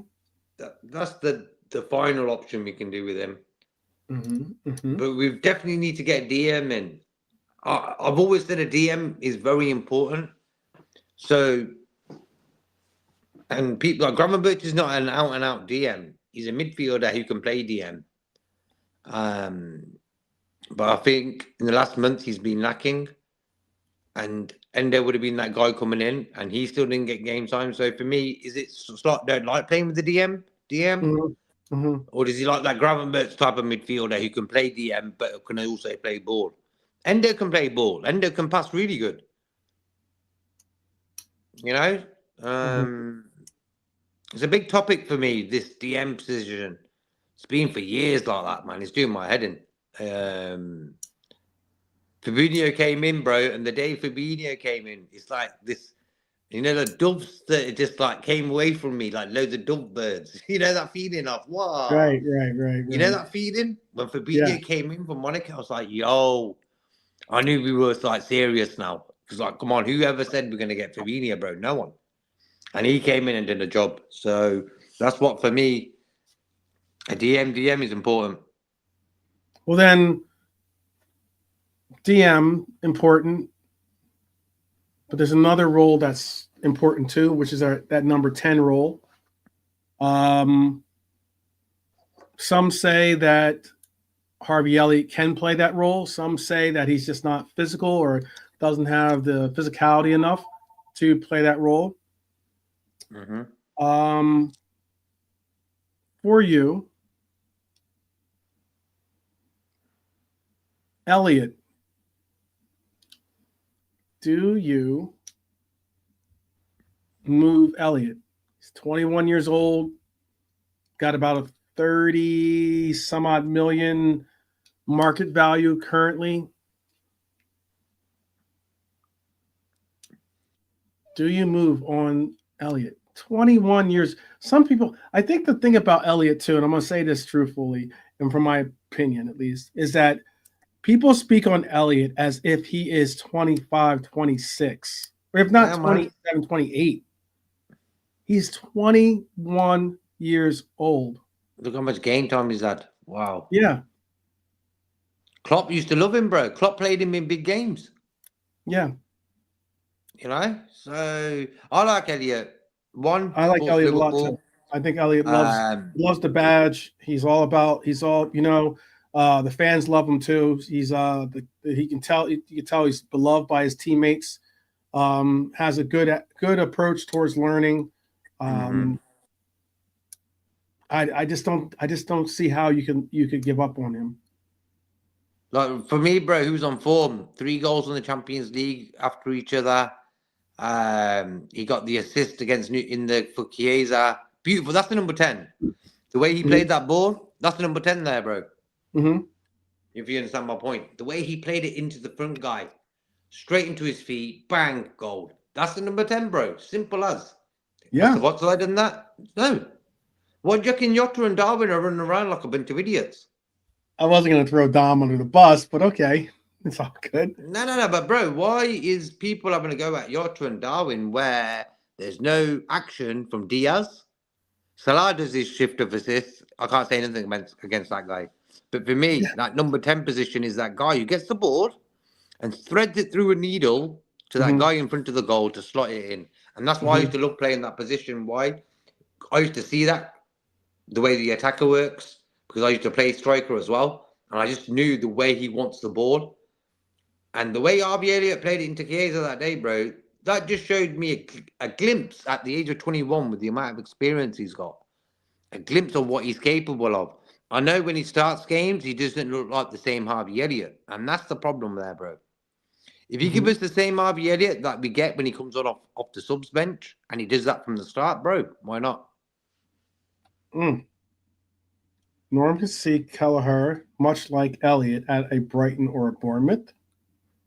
For Dara, getting a DM is not a priority for him.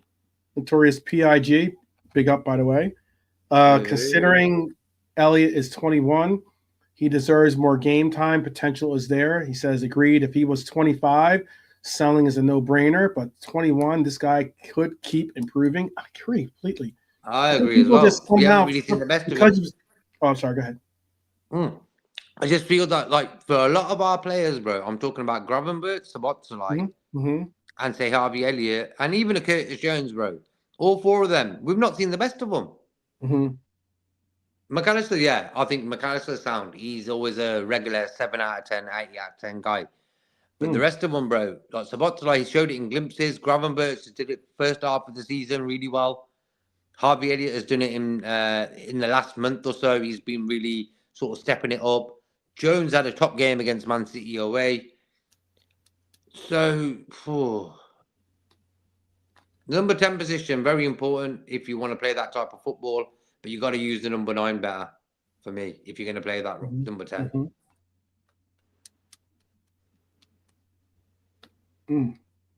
I just saw Alexander's suggestion. He said he would use him for a Baleba transfer. Good little player, bro. Good player. For sure. Yeah. I would have taken him in January and said, lad, put a shift in that week we had PSG in Newcastle. He's a good little player. Yeah, really, but they're gonna ask for at least like 60, 65. Yeah, crazy money. His market values are around a little under 30 million currently, but normally, especially since it's a Premier League team, and especially since it's Brighton, you can pretty much just double whatever the market value is normally when it comes to that kind of situation. And yeah, he could go to the Cherries too. I wouldn't want to see him go to the Cherries. I really wouldn't. I could sooner see him going to Brighton than going to Bournemouth. But at the very same time, I'd like to see him remain a Red, to be honest with you. Well,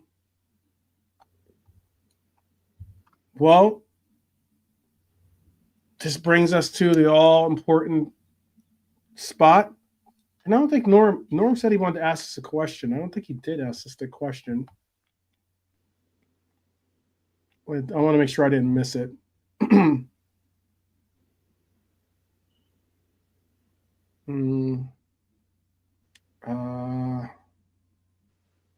Dara's got a question. Are you available, JK? Yeah, bro. For what? Let me know.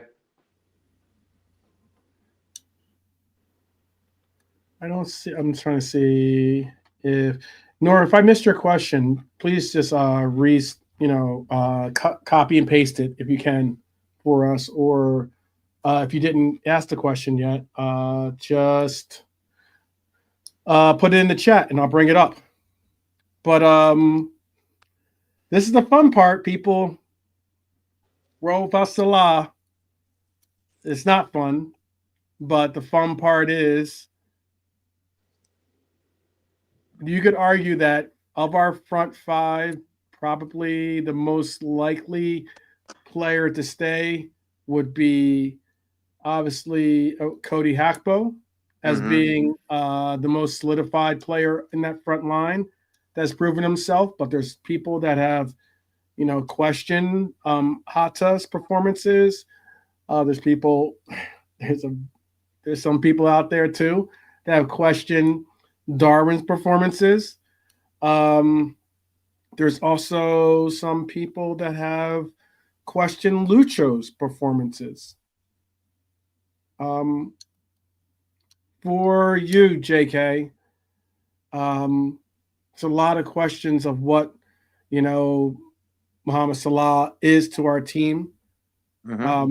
Obviously, he is an important player on our team. Obviously, that's needless to say.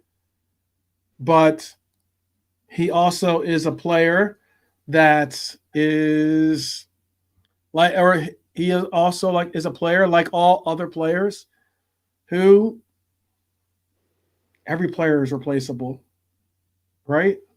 Isn't that the way it's said? Like eventually every player will find a time and spot where they need to be moved on from. I'm not suggesting, again, I gotta keep repeating this. This is not my suggestion to move on from the Egyptian king. But it will leave a massive gap in both goals and creativity for our team. How Liverpool fills that void is a very big question. One option is to adjust the roles of obviously Cody and Lucho so that Cody plays left, Lucho plays on the right. We've seen that. We've seen it happen. Not saying it's everyone's top choice. Not saying it's going to result in the same types of results that we see currently, but it's certainly a case where we've seen it, and it's been something that we've prospered from. But replacing Salah's goal output is another challenge entirely. That's something that is key. And it's something that I've been trying to get out there that maybe this is just me thinking outside the box, just seeing if maybe it sparks a little bit of interest by one or two of you out in the chat, maybe even my distinguished panelists with me today, JK. But we've seen this team without Salah before. AFCON comes, he goes on international duty, and players have to step up. When he left, it's not like all the goals dried up. If anything, when he left, you saw outputs from multiple players increase. Now, I'm not suggesting that it's a good thing to see Salah leave. I'm not suggesting that Salah is some type of deficit for our output, our offensive output at all. Obviously not. But even like the Robbie Fowlers out there believe Liverpool should make a move for your Alexander Isaks or a player like at the time, Kvaratskhelia, but no longer is that possible. That was a primary reason why we were supposedly interested. Wasn't because we're looking at him being a left, but possibly a right. And then you could also say there's an argument out there, people. I get it. This player is someone that you haven't been able to see too much of. But another year of where Chiesa gets his dancing shoes together,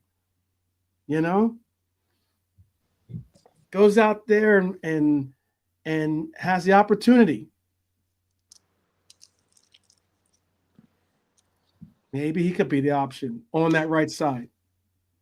There's always the talk about Darwin Nunez, like we spoke on earlier. Talk about the about Hatta injury concerns. A proven goal machine like Isak could be a replacement.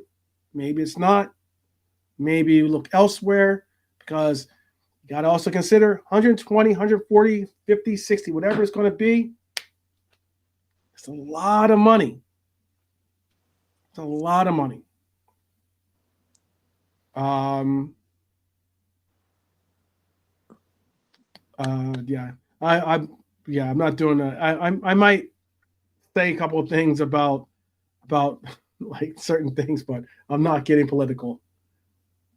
Whatever side of the fence politically you stand, that's your prerogative. I'm not getting into that. But what I am, yeah, right. But what I am saying is, what is the future of this team in our forward line? Your opinion out there. Chat, tell me what you think. JK, please tell the chat and myself what you think. Yeah, I'm not a big fan of destroying the team. I don't know why everyone's been doing this season, where I'm seeing Isak's name, Kerkez, this guy, all being associated with us. I said a while back, I says, why are fans praying for Isak to come to Liverpool? This guy's going to score against us in the next. He's got 2 games. There was 2 games he was going to play against us, but he was injured in the first one, so he had that 1 game, and he did score against us. These guys are praying for him to come to us. I said, them sort of conversations at the end happen at the end of the season. Speculation is speculation, you know. If look at Mane. Mane left, and Diaz has never replaced him. It's simple as that, you know. Gakpo's looking more likely to sort of replace Mane than say Diaz has been, from my example. So for me, Gakpo has worked so hard, he's become a regular for Liverpool. Fair play to him. So for me, that slot's sort of sorted. It's the other 2 positions. If Salah leaves, and if Darwin and Jota leave, I would look for Darwin to stay another season, bro. But for me, as you've seen it with Slot's not going to play Chiesa. Slot's going to not play Endo. He's not going to play Darwin.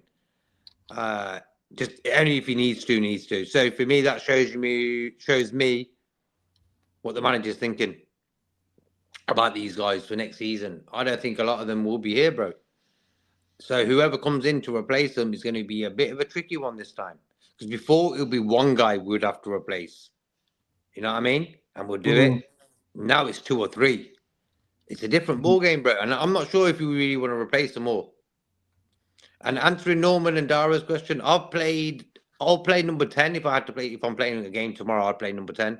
I'll play number 9. I'll play centre back. I'll play centre midfield. So I love playing them type of positions through the middle. I think it's very important if you're a youth player. If you play centre forward, have a go at playing centre back for a while. You will learn the game much quicker. How like strikers work against the defender and how you can improve your game and stuff. I'm looking at the chat.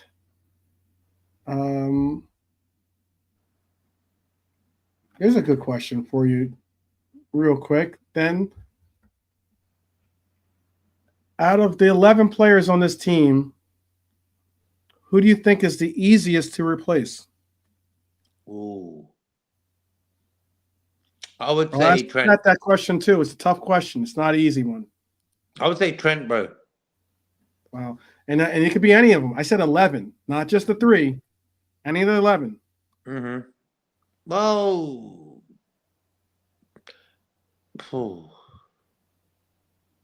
now for me, Diaz has got a replacement already, and say Trent. Trent could be Conor Bradley, and Diaz is Gakpo. Okay, I see. Your thinking is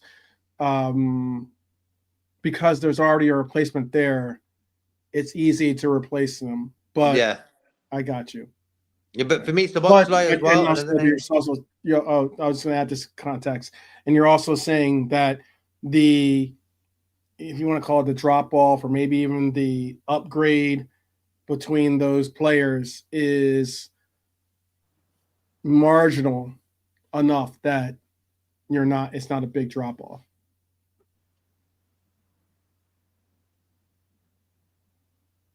Sabasali for Alexander. Norm says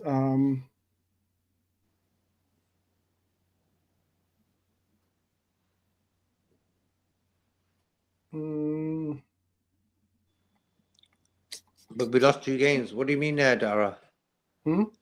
Dara, I was just answering Dara's question. But we lost 2 games, JK.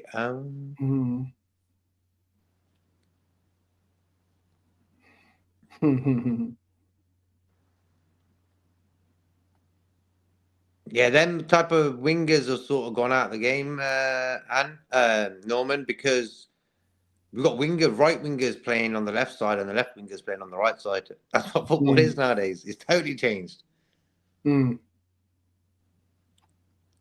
Hence why you're not seeing that many assists come from Diaz, say, Gakpo as well. But for Salah, he gets his assists. He's different.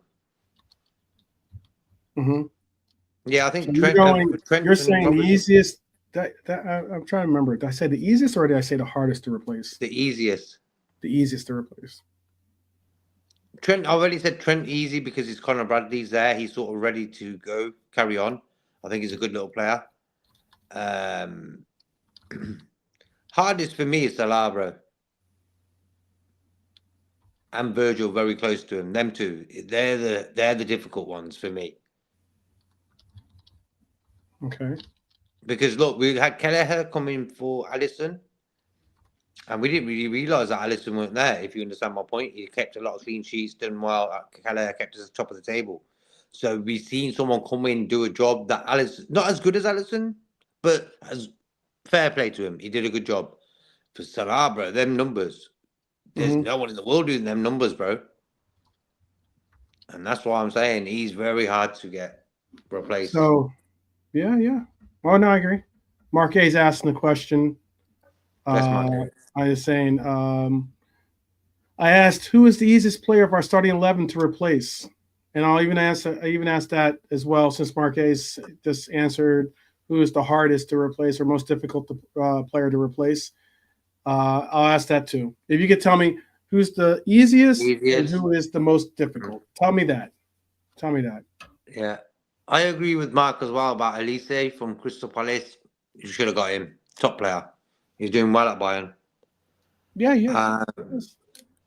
The easiest will be replaced. I'm only saying Trent because we've got someone lined up. But the hardest would be for me Salah with Virgil. Oh, Virgil or Salah, bro. I can't really decide 100%. It's out of them two. It's very hard.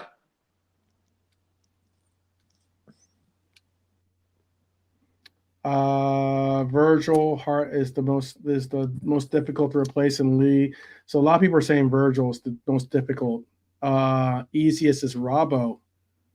Everyone has Virgil as being the most difficult. Norm did say that he believes that Robbo was going to be the most difficult to replace. I think people are underestimating the importance of our left wing as well, or left back, excuse me, our left side.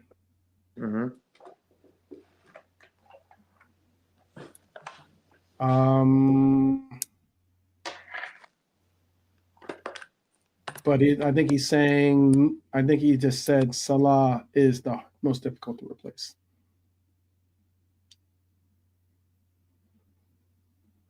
VVD for Kevin is the most difficult to replace. Abdul saying sell Simicast and keep Robbo as a backup on the bench. I'm not in any means hating on that one. This version of Robbo is easy to replace. He offers nothing going forward, in Mark A's opinion. Okay. By the way, it is 2-0 in the England game. 2-0. Against the always difficult, I don't know about that, but Albania. Excuse me, Albany. Albany. I'm thinking of Albany, New York. That's why I'm thinking of that. Albania. Yeah. Number 65, ranked 65 in the world, 65th in the world. Curtis played all right. He came off. Henderson's on the pitch now. He is. Yeah. Mr. Kane said hello. Yeah, Harry Kane scored. Be interesting if we could. If would you take Harry Kane if Harry Kane said he wanted to? Harry Kane said he wanted to come back to England. Yeah. 100%. Okay. Albania. But I would tell him I don't want you to come anywhere near the halfway line unless you're defending. There you go. Yeah. By the time he left Tottenham, bro, he was on the halfway line trying to get the ball. And then I realised he needs to move. Yeah. Oh, okay. I see what Norm is saying. Norm is saying he thinks Virgil and Salah are most difficult, but Robbo is not easy to replace. He does not see anyone as good as he has been. And I also think that people don't recognize this, but for whatever reason it is, there aren't that many great left backs in the world. There isn't. Davies at Bayern, for me, the one I would love to have. He's a glorified left back, considering he doesn't like to play defense per se. Oh, God. He's more, he's like the Trent version of interested in. Yeah, I mean, he plays. Sometimes he plays left wing for Canada. Lee would not take Kane. Interesting. He says he's too old. He's got a few years left in him, isn't he? Yeah. I saw I would have liked to have seen Bobby on this team, to be honest with you, but it's all good. Oh, Bobby in this team would be cooking more. Yeah. If we had a friend of mine, a former player of mine too, but like a friend of mine as well, ran into Bobby in Paris, actually. Oh, okay. Got a picture with him and everything. I was like, oh, sorted. Yeah. I said to him, like, oh, you're very lucky that Bobby doesn't follow your social media, because he would then know he's taking a picture of a red devil. That would change it up immensely, but it's all good. Yeah, my brother was on holiday somewhere and he met Harry Kane's brother, had a drink with him and that. Yeah, he said he's the right guy. Is Ringlets in or something? Or hey, he's saying, "Well done, Ringlets." Red Armchair supporter. Oh, Ellie got a goal for England's under 21. I got you, Mark. Okay. He's on form, Elliot, man. He is. I'm tempted to play him against Everton, man. He knows what it's all about, the derby. I think because he's hungry. I'll play him, man. I wouldn't care. He's young. I just think because he's young, he's hungry. He's going to go out there. He wants to. Very similar to what I was saying for like why I was being critical of Slot is because I was saying, like, players like Elliott, players like Chiesa, they're hungry. They're sitting on that bench saying, oh, "Put me in, coach. I'm ready to play." And that's good to see. They ain't being stroppy and not putting no effort in. They know the They know the score. They know they're playing for Liverpool. Harvey Elliott is on form right now. I would play him against Everton if he carries on playing. Like, I think we'll have another under 21 game. See what he does there. But he's scoring goals and assisting, bro. I think Slot needs to maybe realize sometimes the situation of players, how they're playing individually. He's seen Gravenberch. He didn't really stop him playing against Newcastle. So for me, I need Slot to be a bit more woke up a bit, like a little bit more awake in the way of seeing how players are performing each game. Were they good as the last game, or are they worse? Why is that? And bang, okay, we'll do this now then. Like, come on, man, you're the manager. You'll see them every day.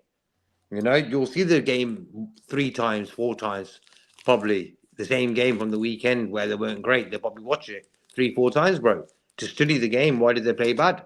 And if they couldn't see Gravenberch is not with it and they didn't change it, I'm worried there. Yeah. I see people are he talking better not start that team against Everton. I tell you that now. That same team. It depends if Gravenberch is fit, but yeah.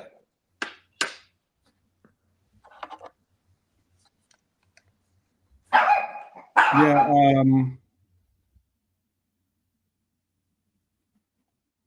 I don't know if is he currently injured? Is Jaden Dance currently injured? I hope not. Another promising young lad, 19 years old. A lot of promise.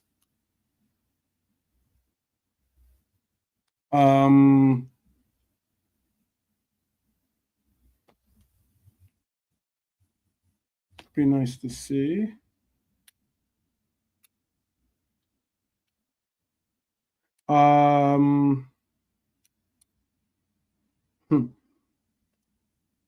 I don't think that Sunderland contract is going to be Sunderland contract is non-binding. I don't believe so. But he's a player that I'm glad got to see. I'm glad he got the move to Sunderland, to be honest with you, just on loan, obviously, but because he wasn't going to get playing time. Some of these players don't even get playing time for us. Do you think that if you really think after we got knocked out of the FA Cup, if you really think that this coach was going to play some of these youth academy players in any of these games that mattered, not saying the ones if and when we do, wrap up the league, that's one thing, but Ben Doak, another good name, by the way. You guys tune in tomorrow. What we're doing tomorrow is I'm going to do a show on all the players on loan and what's their future at Liverpool. What is the likelihood of their future at Liverpool? How they've been performing with their current teams and the likes. That's what I have in store for us tomorrow. Because it's a very big question. That's a very good question. Ben Doak, very good player. Does he cut the bill for Arne and what he envisions should be a winger? He's doing well, very well with his loanee team right now.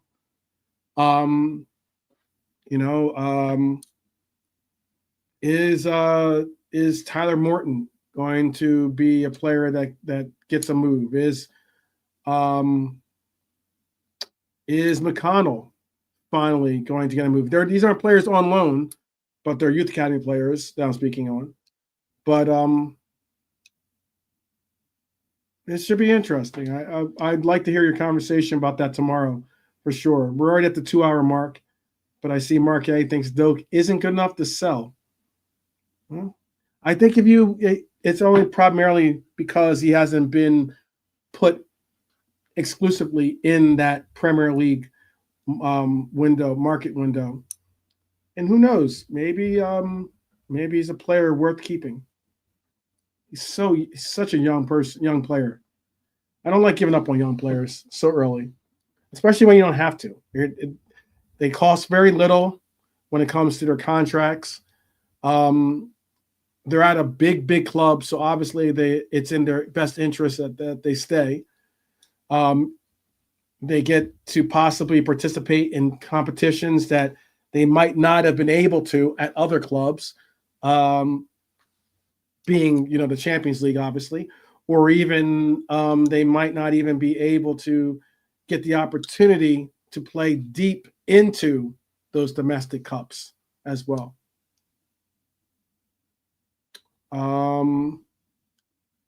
Jayden Dans won't play again this season. Is that what we're talking about, Dara? Robert thinks unfortunately don't have the time to develop so many young players, he feels.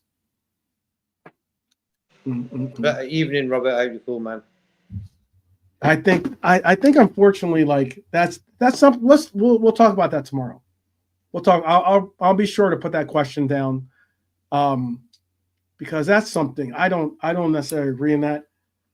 I know that there are those out there that think we shouldn't. We're too big of a club to develop players in that we should be a club that just goes out, buys ready-made players, brings them in, acclimates them, and we keep it moving.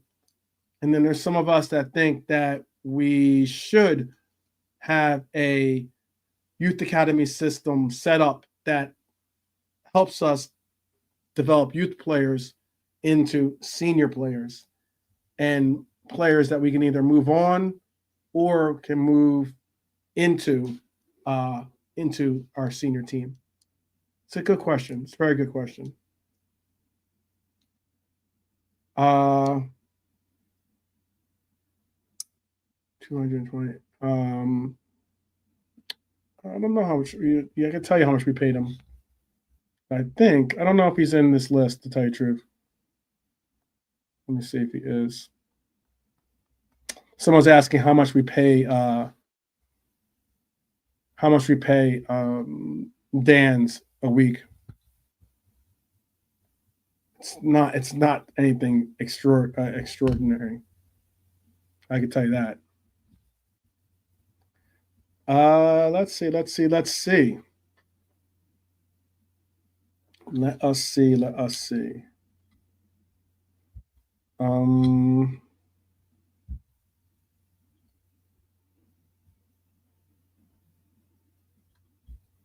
I don't know if Jaden Dan's going to be on here in this service I use.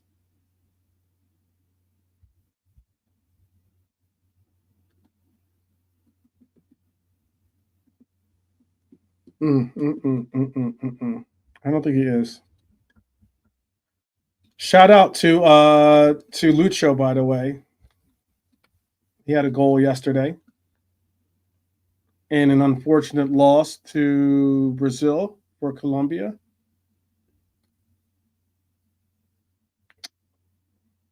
I don't think he's on my list.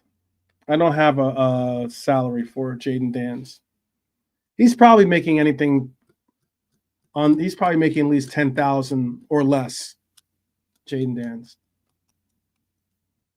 He's making anything from anywhere from 10,000 down. It's probably what he's making. Want me to check Google for you? Okay. I'll do it for you.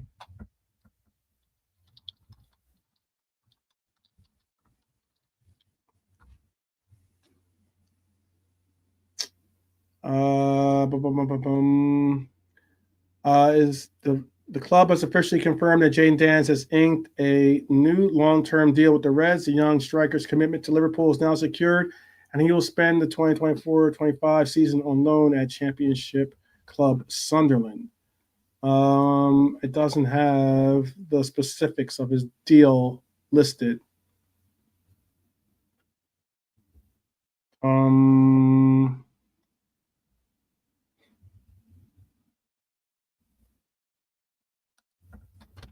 Still looking. See.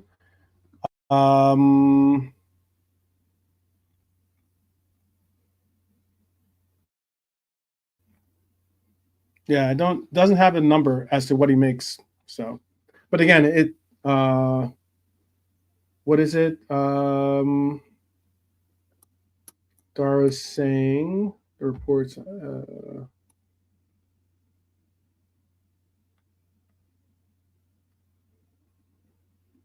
I think he's talking. I think Dara's talking about about Jaden Dans being injured, possibly.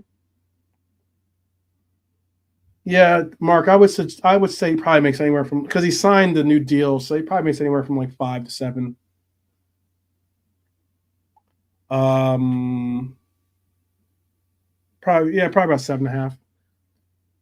Because right now Tyler Morton's on 8,000, so he probably makes right around the same amount as Tyler Morton. I would assume, and that's considering that Tyler Morton actually has played, or it gets minutes. JK, I don't know what JK. I think yeah, I think his dog Smokey earns more than that. So I don't know where JK and the Bandit is. But let's see. Kevin is not about the money for him.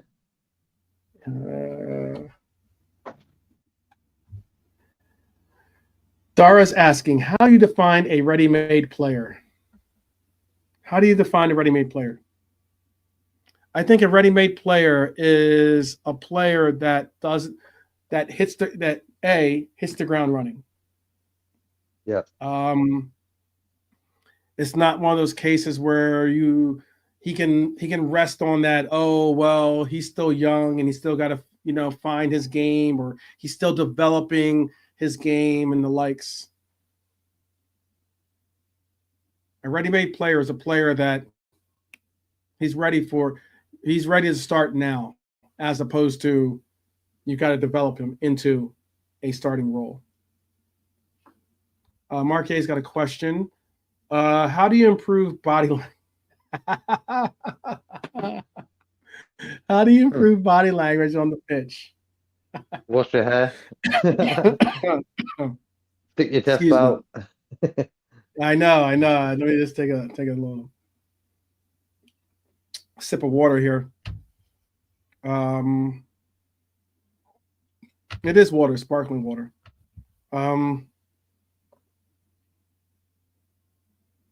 I think he's asking that because of the Darwin situation, maybe. I'm only saying that because I do have an episode that I want to do on Darwin.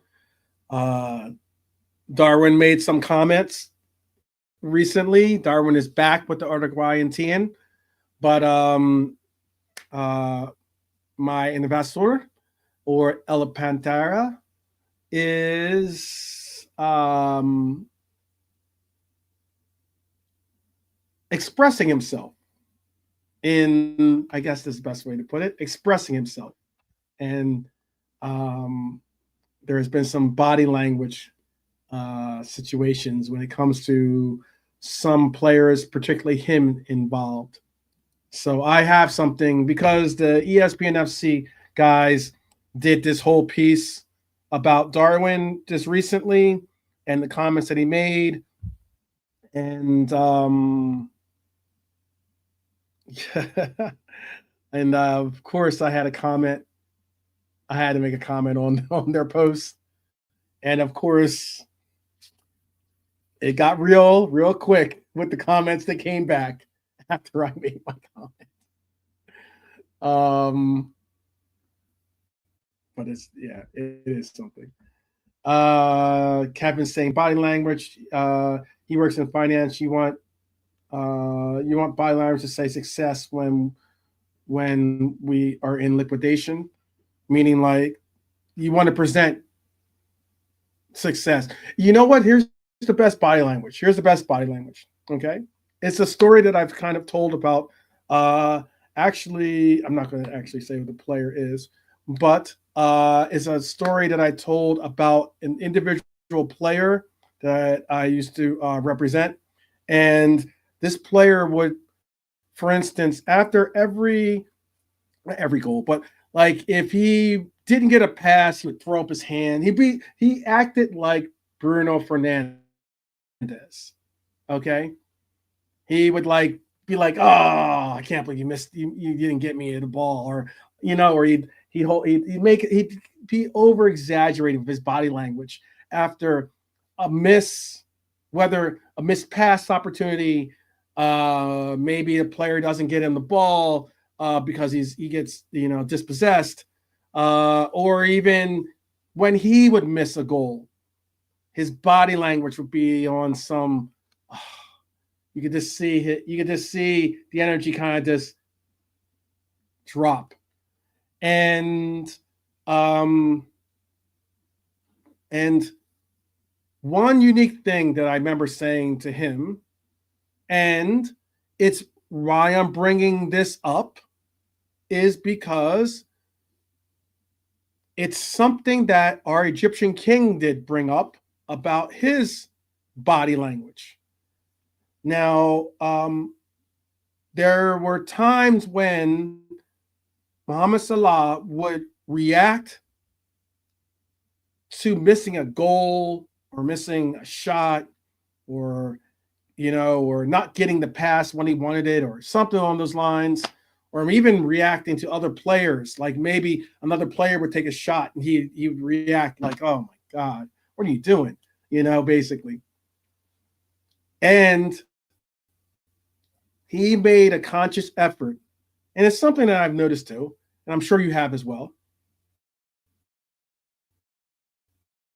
But he would make a conscious effort to smile. Whoops. I wonder why. He make a conscious effort to smile. He would make a conscious effort to, be on that. All right, let's just go at it again, or just like, I can't believe I missed that. He'd be. It almost looks sometimes as if he's happy about it. He's not. But what do you think he did say about it was he thinks of it as players on the pitch look at him for inspiration, leadership, for like I said, inspiration, leadership, for guidance, for upliftment. And if your best player is exuding that negative vibe, that energy that's just on that body language that just says, he just doesn't want to be bothered, it can have a reaction amongst others. We all know it. The way that we interact with each other, we might say certain things to people. If you go and if you approach someone, you're like very cordial, you say please, you say thank you, you do things very cordially, you're going to get a good reaction. Even if the request is something you don't want to do, you still at least would get the chances of you getting that request or that action is a little bit more likely. But if you go over there and you're just like, I don't know, just sour with your approach, basically, someone's door will close and it won't be inviting for you. It's all psychological game. Like, it's like, as they say, it's, what is it they say? It's like, it's what, 90% mental, 10% physical, or something like that. It goes, or something on those lines, right? And I truly, honestly believe that if you can envision yourself like, it's that Mamba mentality, a lot of different things. It's all psychological. And if you present confidence, you can at least maybe have that vibe resonate with others amongst you. And Mo Salah has done that this year, done that before. It's something that I tried to exude in that individual player with that this is obviously long before the Salah connection, but it's just something I just personally believe. I would see that and I just would hate seeing it, because like as a player, you know what, like if every time you mess up and someone that you might even look up to, role model or whatever, person that's a leader on the team, if that person, every time you don't hit the bar, or every time you miss, or every time you maybe come up a little short, and that player doesn't say, pick your head up, let's go again, and they react on some, oh my God, why is this player even on the pitch? It gets in your psyche. It gets into your thing. All of a sudden, you might be a little bit less timid. A little bit less likely to take the shot. When you need to take the shot, when that player wants and asks to have you step up, you just don't want to let that other player down or other people down or whatever. You can say what you want. These people are all professional. I understand that. They're all human beings. They're all adults. But it is something of that, like, you recognize, and it's something that can get into your psyche. It's something that can affect you. And that's just how I look at it. And that's why I think body language is important. The right body language on the pitch is right. When, like, for instance, when Mohamed Salah came off the pitch and he's tearing off his tape and he's angry and he doesn't want to get off the pitch, and it doesn't look, rather than just go over and look at Ben Doak and be like, go get him, young lad. Go out there and make the most of it. We believe in you. It's a difference in the body language, and that's important in my perspective. Others might have other perspectives. Others might even call me a football romantic, and maybe it's too much so. But I do believe that it's important to exude leadership, to exude confidence from a leader is a important trait, and that's body language to me.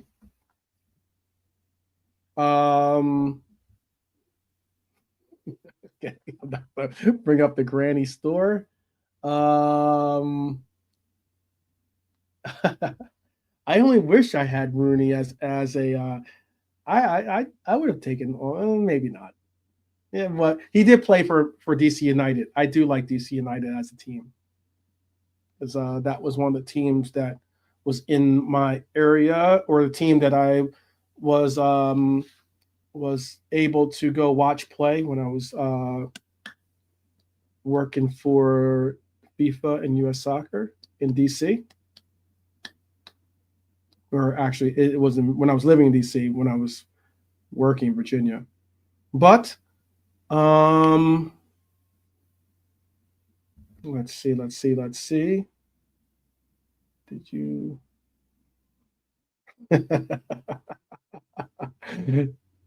only if he stopped with his kung fu kicks.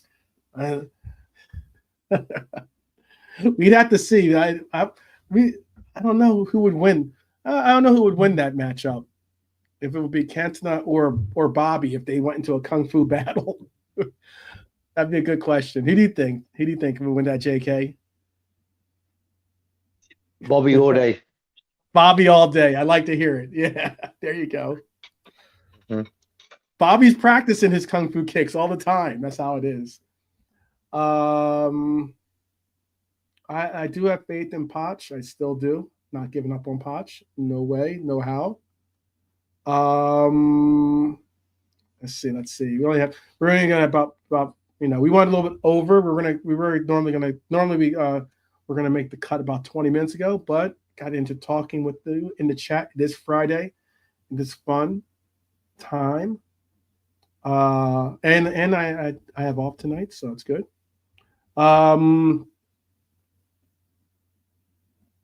Let's see.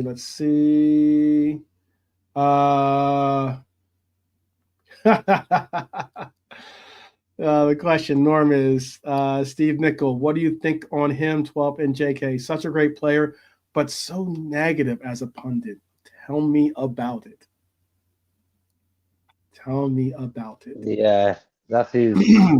That's his. I don't know what it is. I don't know what it is. I'll let you answer, JK. I'm just going to answer short and sweet. I don't know what it is about former Liverpool pundits, but a lot of the Liverpool pundits that represent, because there are quite a few, not as many as your Manchester United pundits, but there are certainly a few Liverpool pundits considering the fan base. And it seems like a good number of them, even if they were legends, even if they were players that are well, appreciated, regarded, loved, some of them just don't like giving Liverpool any props. Some of them just don't. Nickel is very difficult, very tough. Mm-hmm. I don't know. Maybe he hates on Trent Alexander-Arnold because they play the same position, Well, he knows he's going to Real Madrid. Yeah. But I don't know For what me, it is. Nickel, top player though, top player. Mm-hmm. I think when you look at the media world, the more you're against Liverpool, the more doors open for you. Mm-hmm. Steve Warnock, number one. Warnock's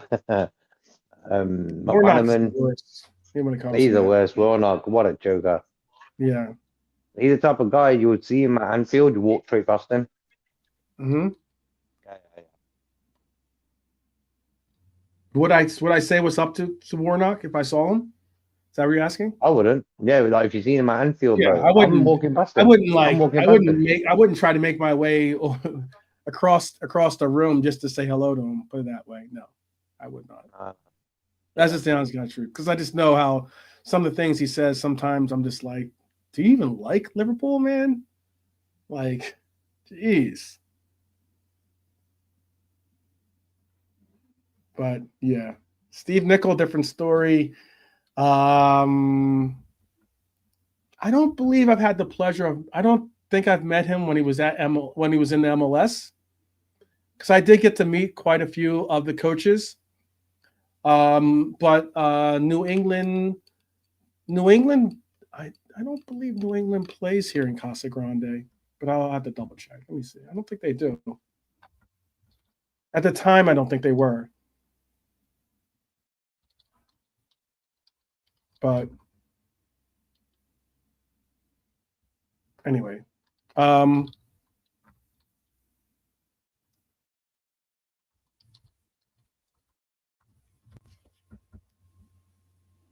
I don't think they do, because the Revolution. I'm not sure if that's if Kraft owns that team or not, but they do spring training in Florida, so I don't get to see them. The teams I get to see, or the teams I'm like, I wouldn't say connected to, but the teams I've like been able to be in touch with or being affiliation with in somehow, some way. Kansas City, LA Galaxy, who else? Obviously Real Salt Lake. Those are the teams primarily that I get the opportunity to see on a more casual basis.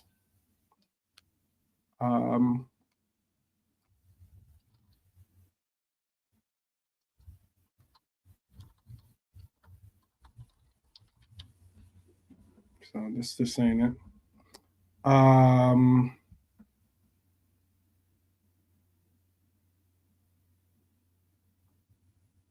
So what is it that you wanted? Did anything you wanted to speak on before we bounce out of here, my brother?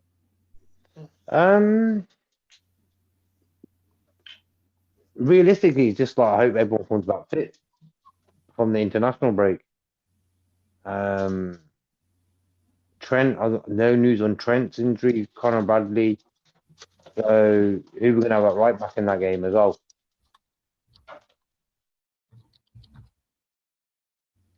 And I think Gravenberch was more precautionary. His injury, that's what I heard. It was maybe he shouldn't play or whatever. They sent him back. So that's a good sign. Okay. I don't think of where else they do.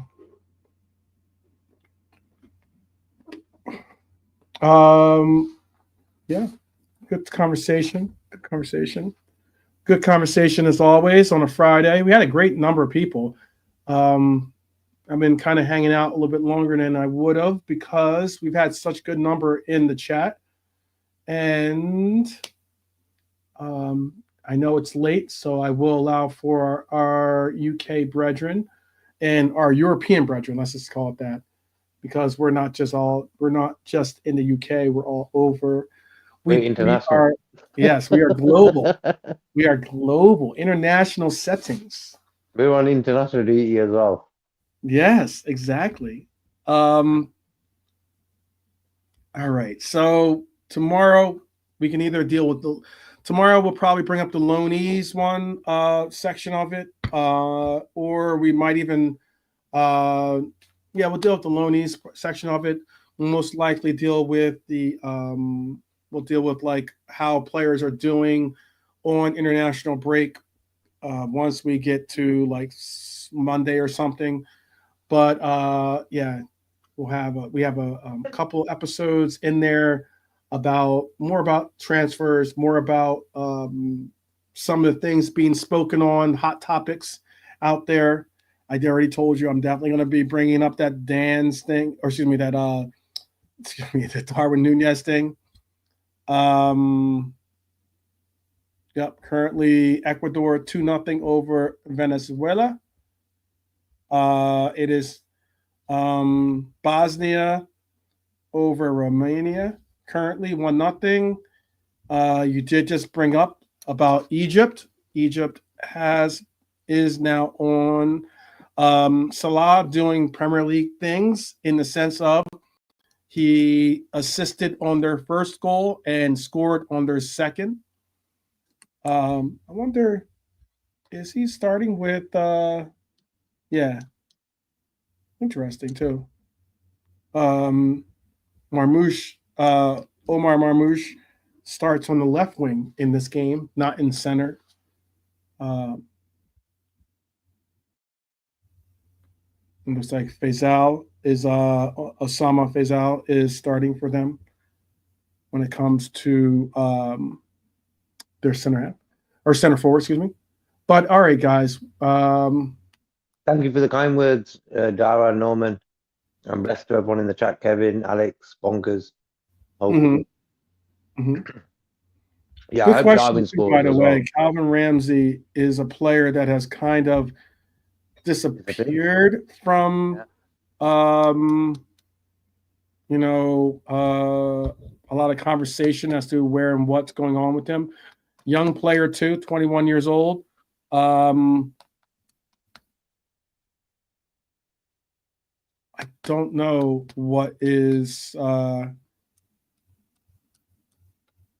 don't know what's up with him. He is he's currently on loan at Kilmarnock, right? Is that how you call it? Kilmarnock. Yeah, Kilmarnock. Yeah. He's on loan currently over there. What's a shame about that is that I was very optimistic to see that player.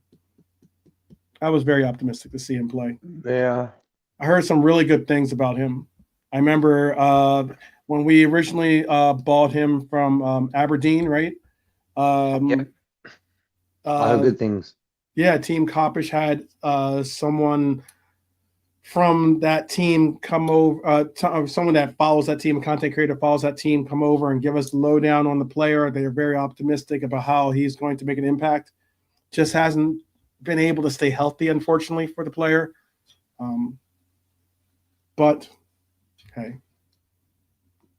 football can be a humbler and a redeemer too. So maybe there's always hope. He's a youth player. He's got enough time, but for me, he's still on our books. So it's up to him. You know what I mean? Things could happen in life, yeah. The young players, they get injured, homesick, whatever it is. School's got education to do as well. That's someone, it's studying as well at the same time. A lot of things, a lot of pressure as well. Am I going to make it?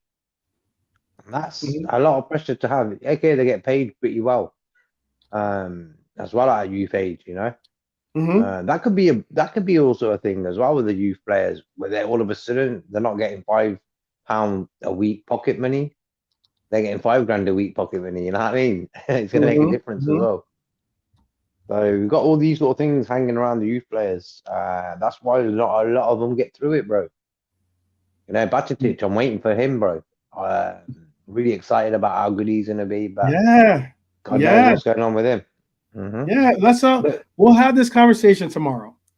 Like the loan episode, I was wondering if that was going to be anyone's interest. There's a lot of people asking some questions about these players on loan. So I did do my diligent research on how, or at least how these players are performing. Casa Grande, yes. Yes, that's the spot. That's we have some great football facilities here in town actually, too. Yeah, because of those teams. We do have some great facilities. But we're going to save the loan conversation for tomorrow. We're going to hope that you're here for a nice little Saturday social settings, Is there anything that you'd like to say to the people? Great to see so many people in the chat, bro. There's been no game, so there's no moaning. Yeah, there you go. There you That's go. why everyone's sort of chilled. I think all of us are over the Newcastle game now. It's taken a week, nearly a week, to get over it, man. Upwards, go forward now. I'm really looking forward to that Everton game, bro. But we'll talk about that next week more, nearer we get to the game. But bless up the chat. And press the like on the button, video as well, if you guys can. And it's also good to put comments in the video, not in the comments there, in the actual video that gets loaded up. Yeah, just write great show, whatever it is you want to say, you can put it in there. We'll have a look at it. Yeah.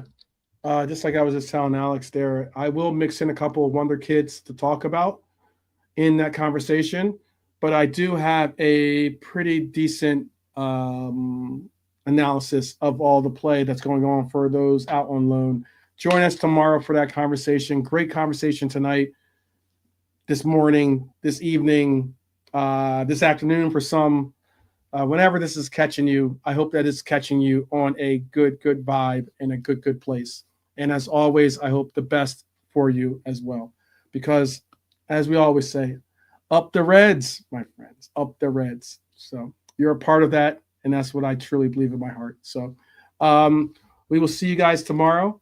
And until then, like I said earlier, up the Reds, people, as always. We will see you soon.